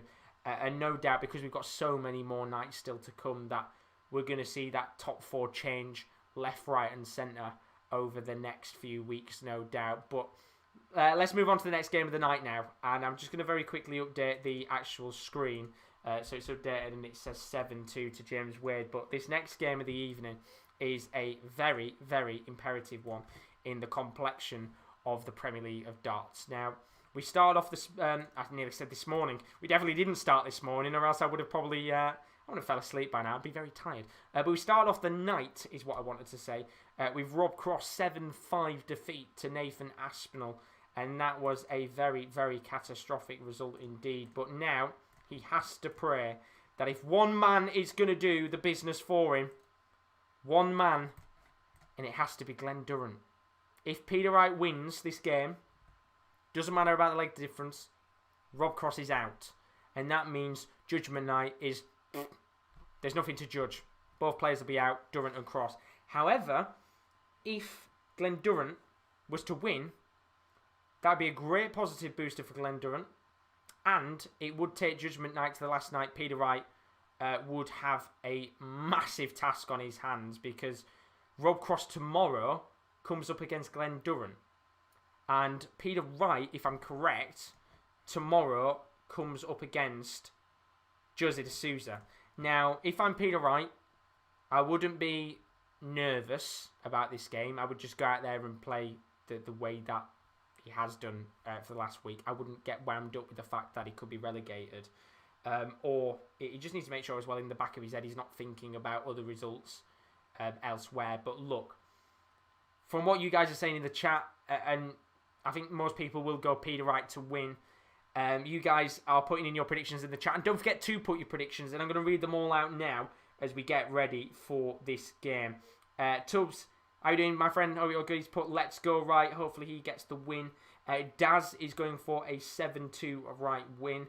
Tubbs saying not a good night for KL again. I assume Gladbach must have lost then in the end. Chloe, she says, I think Wright will be thinking about the relegation, to be honest.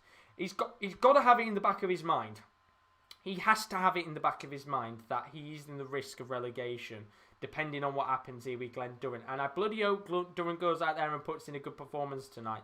And maybe gives Wright, it's not going to be a spanking, is it? But gives himself the very best chance he possibly can of going out there and winning the game.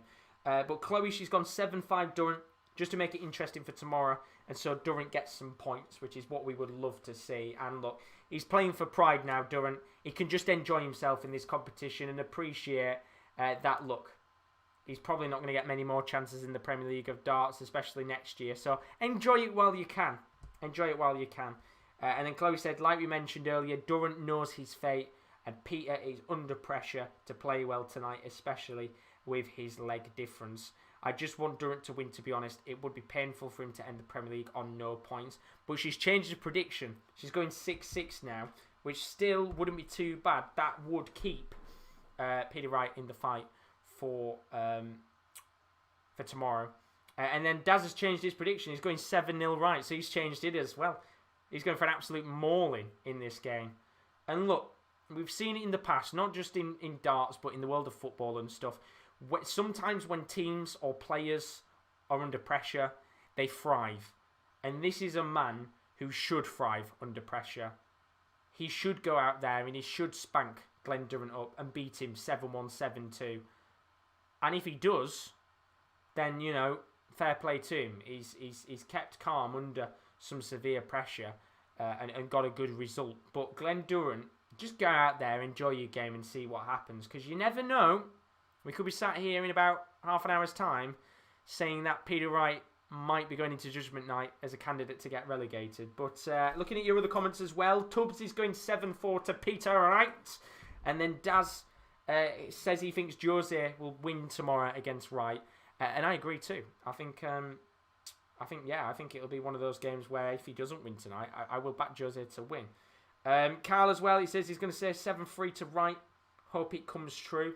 And then, oh dear, I've just seen what Tubbs put. Gladbach were 2-0 up and then lost the game 3-2. Oh dear, not what you want to see. I'm guessing KL will be very, very frustrated with that. As James is in the building. How are you doing, my friend? He's put evening, Josh. Just back from a five-a-side. How have the darts been? It's been fantastic tonight. We've had some good games indeed. And hopefully this is a good one. We've had a 9-darter. Well, we didn't have a 9-darter. We had a 9-darter chance, sorry. Let's not get too excited. We had a game with 14 180s. So we've had a little bit of everything tonight. How about a Glen Durrant win to top it off and to take us to Judgment Night with some real drama? As we get underway with the action, I'm going to make my prediction. I'm going 7-0 Glen Durrant. I'm only joking. 7-2 Peter Wright. But look, let's hope Glen Durrant gets a point. We want him to get a point. Let's hope he ends the Premier League campaign without 0 points. As we hope he gets something in this game. But we're underway with this match now. What an opportunity this is for Glen Durrant to go out there and just appreciate the fact that he can play without nerves and the pressure of getting results. And Peter Wright's the opposite. He has pressure on him. And all he needs is a win tonight, and Rob Cross will be eliminated from the Premier League of Darts. And that will be the second year in a row that Rob Cross has been eliminated. Hence why, if he does get relegated, look, he has played well in this competition, but he just shouldn't be invited back next season. And I know they had to based on his position in the order of merit, but I don't think he will be invited back next year if he does get booted out, especially with how much prize money he's going to lose. Unless he defends it, then maybe it might be a different question. But Glen Durrant here with a chance for a 180. Oh, yes. Here we go. 180 for Glen Durrant. And that is his second one of the tournament, I believe. First one of the night. And that might set the tail for this game, as we've now had 250 League 180s in the tournament so far. So lots of 180s left, right and centre. But after hitting a 180, he only goes and gets himself 40. So that's the tale of Glen Durrant's season in the Premier League so far. As Chloe puts, yes, please, we love drama. What a difference a year makes. It does, doesn't it?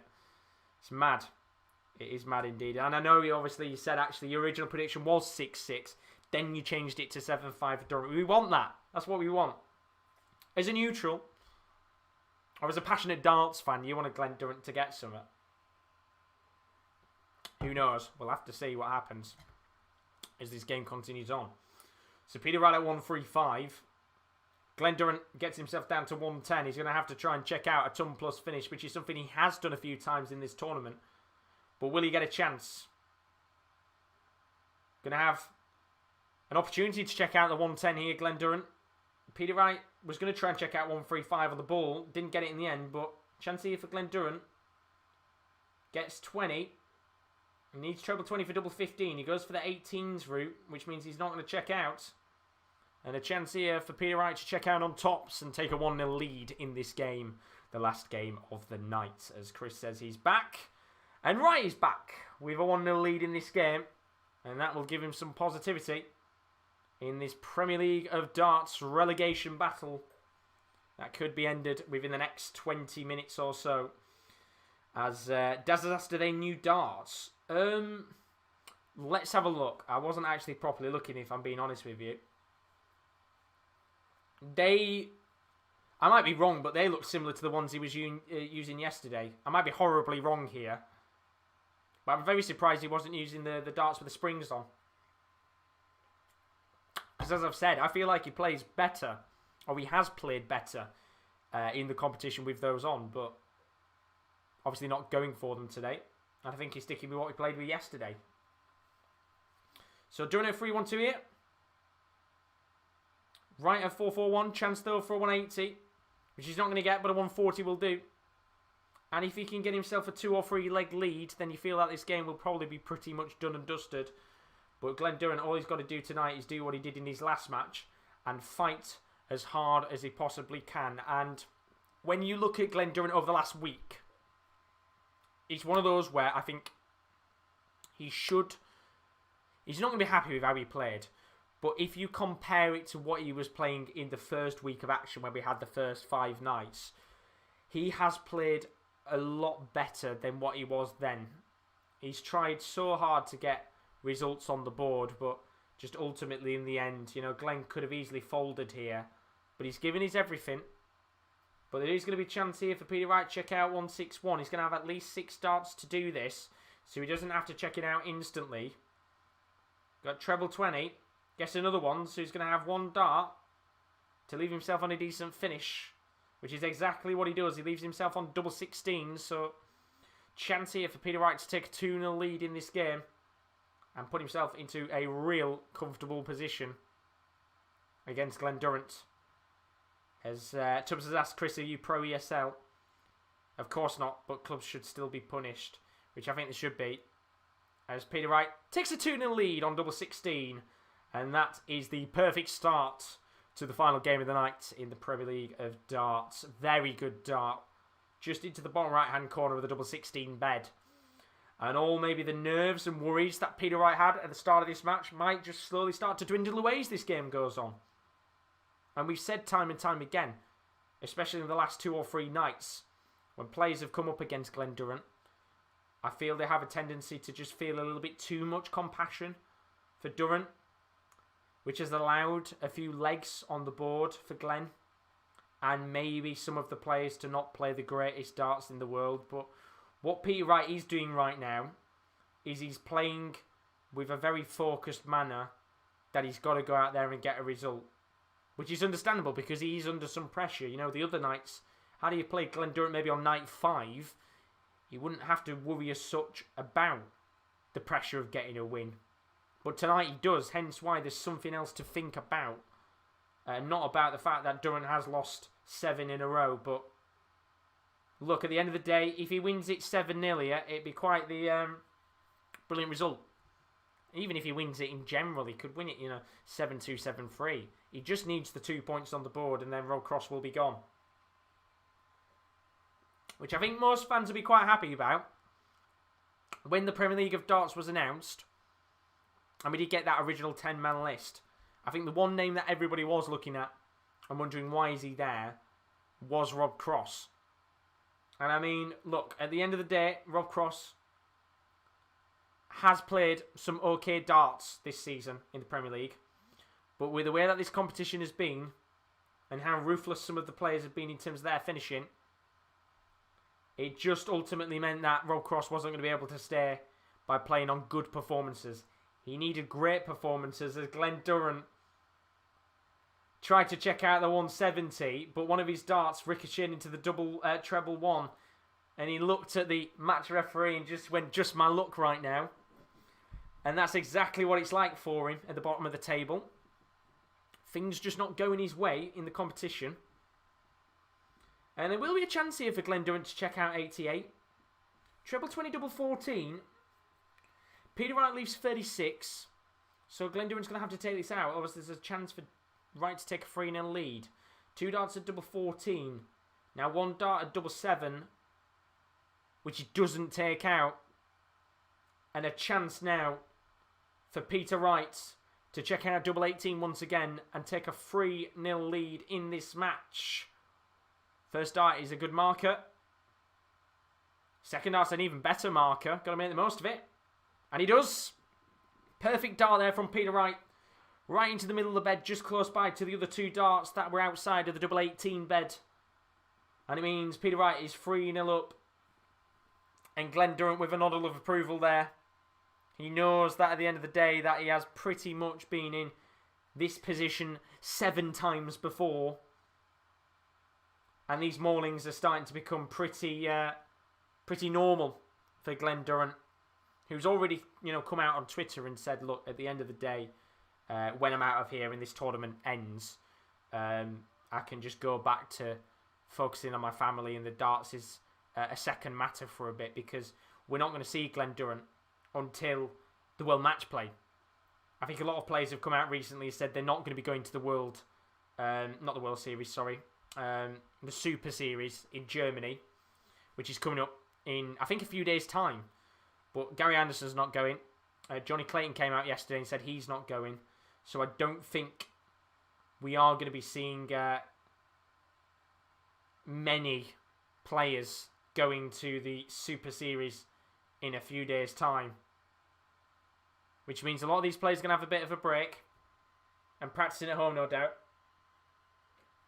And as for Glen Durrant, he's one of them that isn't going, I believe. So we're not going to see him to the World Match Play in July, which hopefully, that 2-month break will just do him some good. And hopefully, he's a much better player when he comes back after that time to, step back from the game, just focus on his family for a bit. But Tubbs saying in the chat, Durrant sucks. He's not in good form right now. That's his problem, Tubbs. He's a great player in his day. Don't forget, he did win this last year. But just right now, his form has gone out of the window. It's sad to see. As Chloe's put, I'm generally feeling Durrant's pain right now. This is very sad. It is. It is. And it's a very quick demise, isn't it, in terms of how he's playing. And the worry is, of course, as time goes on, the more he's going to be worried about his form overall as a player. Not just in the Premier League, but literally just every competition he's in. Just nothing's going his way right now. He had a chance to check out 160, but he's not in the end. So Peter Wright will be coming back to check out 160. A chance to make it 4-0. And Durrant down to 1-2-1. Peter Wright at 160. Can he check it out? Gets 20 to start, so he's not going to be able to check it out. And maybe an opportunity for Glen Durrant to check out the 1-2-1. But you can see his reactions. It's just not nice to see. But this would be a good opportunity. If you could check out the 1-2-1, that would be a nice little confidence booster for him. Gets the 20, so he's still got a chance here if he goes treble 17 for the bull. And this would be a good 1-2-1 checkout. He has checked out a few ton pluses in the tournament so far, and that is another one. A 1-2-1, and he looks at the board in surprise because that was a lovely finish from Peter Wright. And a little bit of an applause from Peter Wright, and that is a confidence booster for Glen Durrant. And look, at the end of the day, we know right now that things just aren't going his way, but little moments like that will be a big confidence booster for Glen Durrant. And even a little joke there, looking at the board, saying, how has that gone in? But he knows now he's not going to get whitewashed. And more importantly, he's still in the game. And it's good to see a little joke there. And look, we know all the players in this tournament have been backing Glen Durrant to get out of this rot. You know, Jose de Souza came out recently and said about it.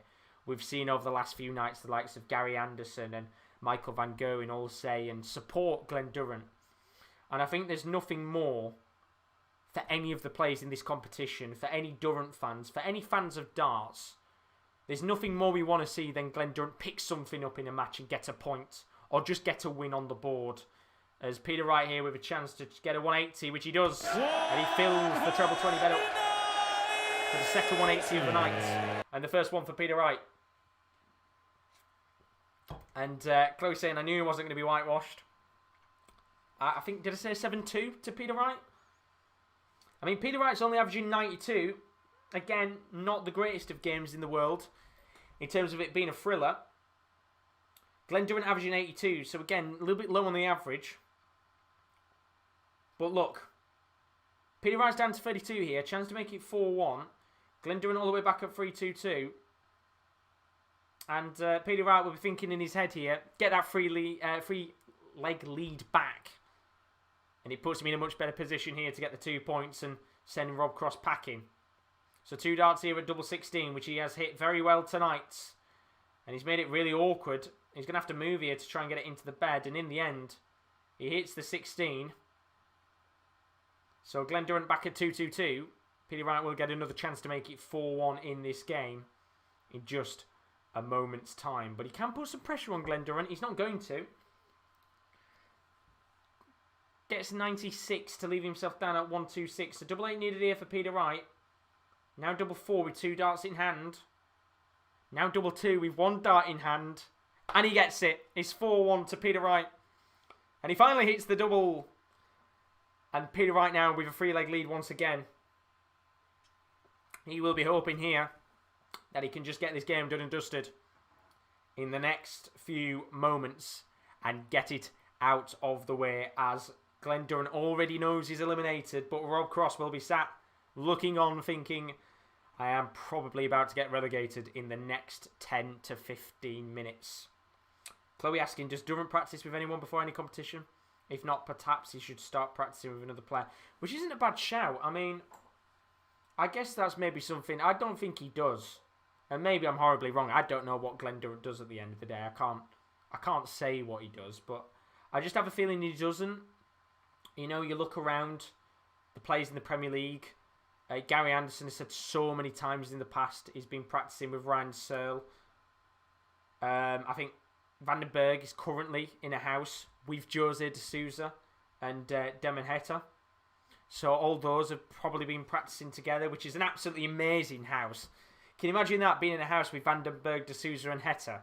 It'd be a great household to be in. So a lot of players do practice with each other. Again, you know, Peter Wright and Van den Bergh, they used to practice in the past. There's a chance here for 180 for Peter Wright, which he gets. And that's his second of the game and the third of the match, as he looks to make it 5-4.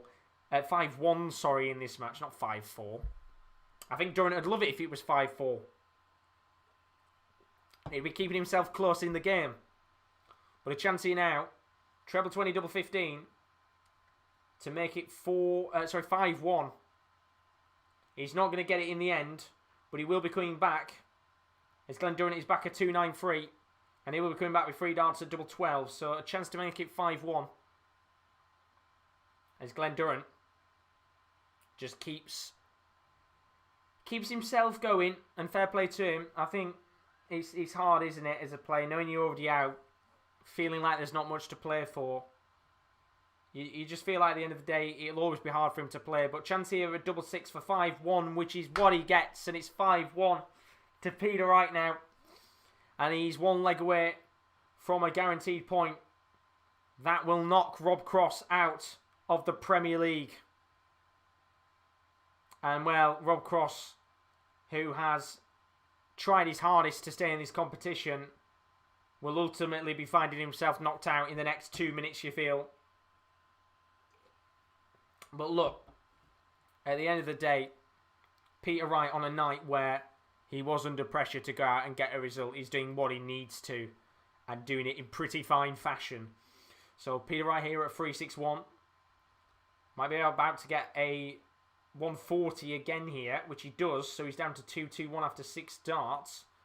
Glen Durrant back at 406 here. And it feels very expected that in about 5 minutes' time, George Noble will be saying game, set, and match to Peter Wright.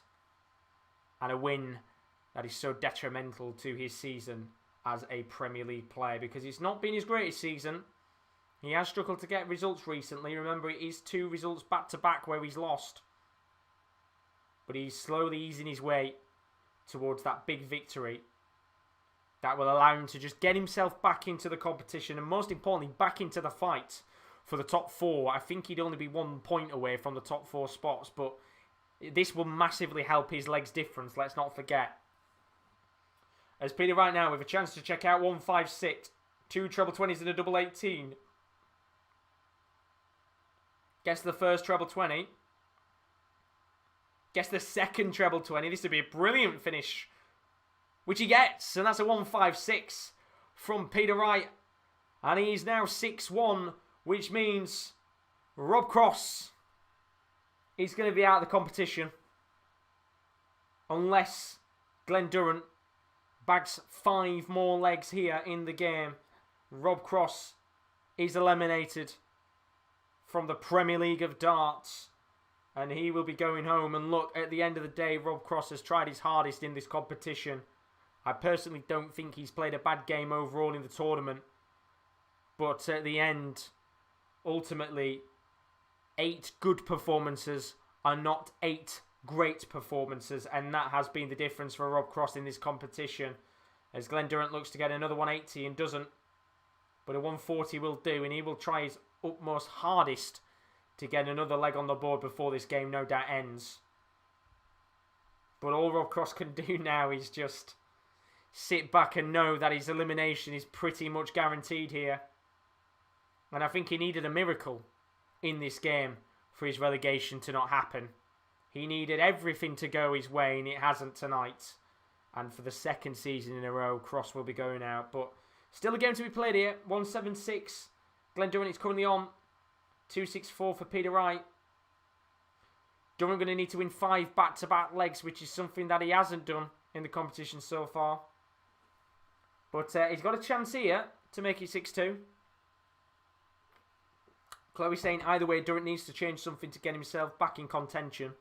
Either it's in practice, change the darts, or do something to help his confidence. I wonder if he will change his darts, because now's the perfect time to do so. I think the fact that he'd have 2 months to practice with new darts is perfect for him. And I think that's why he needs to go out there and maybe get a new set of darts. And I'm looking forward to seeing what he's like, the World Match Play, whether he gets his confidence back or not. But I can't wait for it. I really cannot wait to go to the match play. If fans can go, I will be in Blackpool 100% for a few nights, that's for sure. I keep trying to find... I keep checking for the season tickets to see if I can go for the 8 nights. But chance here for a 140 finish for Peter Wright. Needs a treble 20. He's going to get that treble 20. He needs down to tops. But Glen Durrant with a chance here to make it 6-2 and keep this game going on. Gets the double 6 now. No, he won't. But one more dart left, which he doesn't. And now a chance for Peter Wright to fully seal Premier League survival and eliminate Rob Cross at tops. And tops is what he gets. And Rob Cross is now officially eliminated from the Premier League. But most importantly for Peter Wright, he had to go out there in this game and get a result. And a result is what he gets. A 7-1 win against Peter Wright. A 7-1 win against Peter Wright. A 7-1 win for Peter Wright against Glen Durrant means that Glen Durrant is now 8 games without a win. Still on 0 points. But Peter Wright, he knows he was under some pressure to go out there and get a result.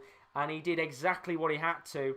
And that means that Judgment Night, there will be nothing to judge, because Rob Cross is out of the competition and eliminated after Peter Wright's 7-1 victory, which is a massive, massive boost to the his legs difference, considering at the beginning of the night it was 7. I think it was -7, wasn't it, for Peter Wright's legs, which was not good at all for him.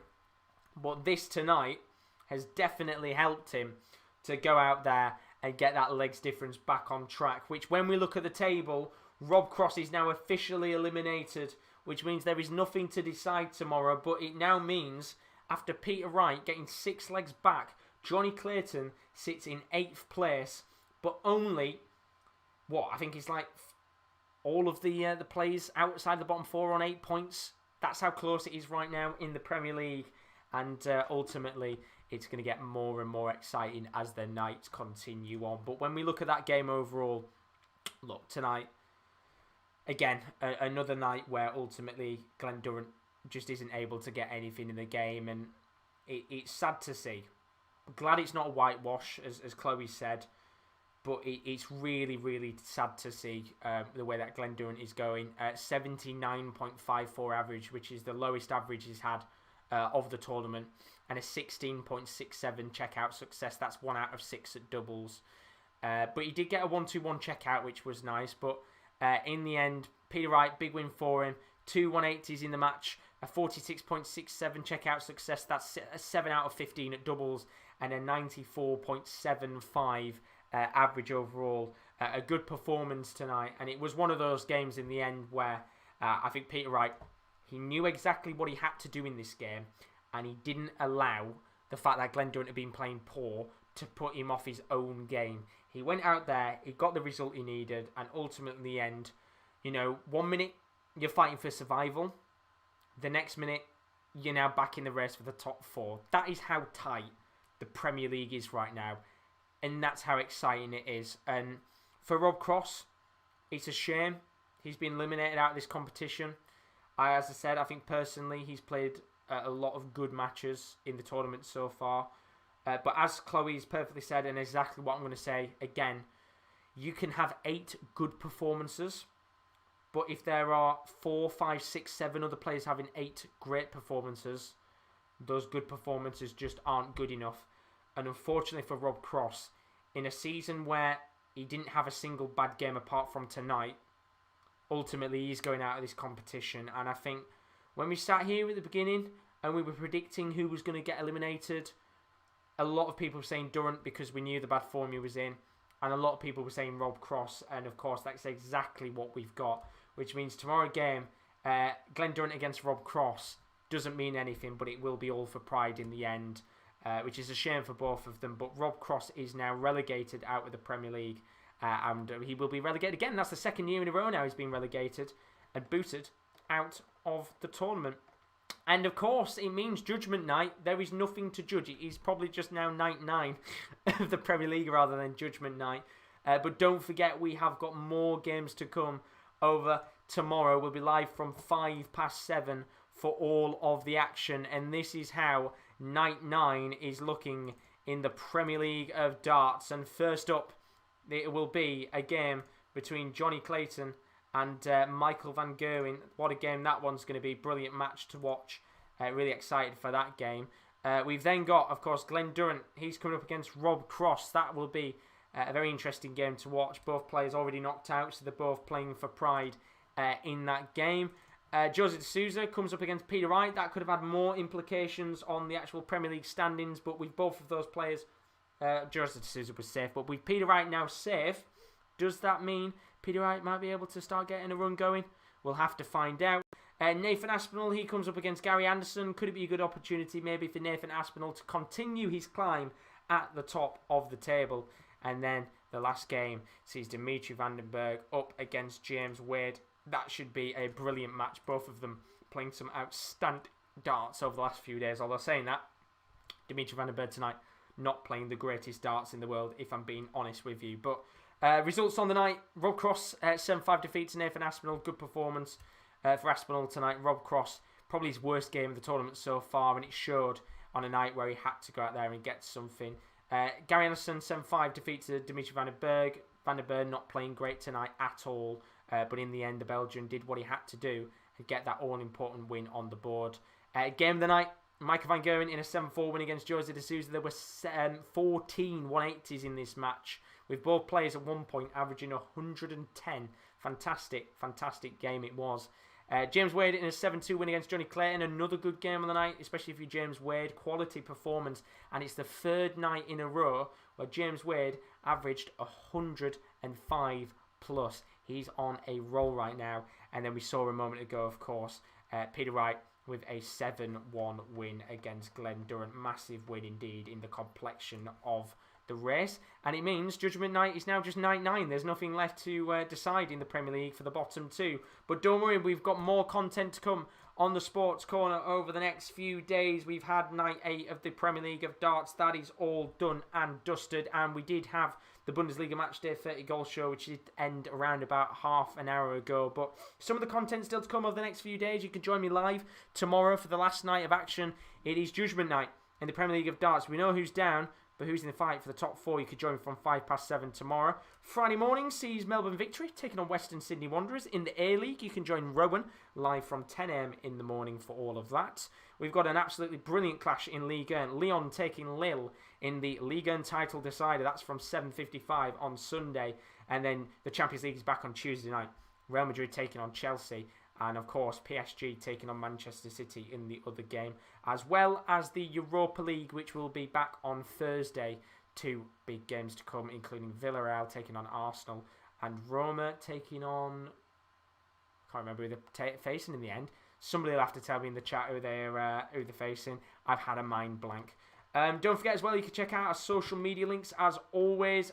Do check those out. As we said, Super 6 is back tomorrow. No one won it tonight, which means you've got a chance to win £20. That's the prize pot tomorrow. All you've got to do is predict the exact 6 scores, as well as how many 180s you think there's going to be in the whole session.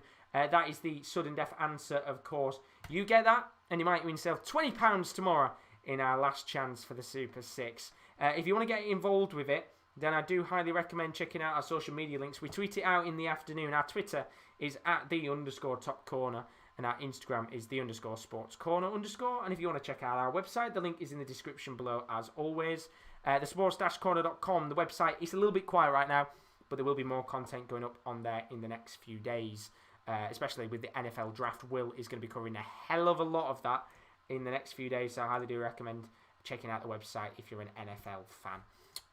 Big massive thank you to everybody tonight. A hell of a lot of you in the building. I think this might be the night where there's been a lot of viewers. I don't think we actually hit under 50 viewers all night, which is unbelievable. So thank you to all of you that have joined the stream. And don't forget, if you are new to the stream, please do remember to leave a like and subscription. It was Man United. I'm sorry, Kyle. I'm sorry. I completely forgot. You weren't even going to be in this competition if you went in the Super League.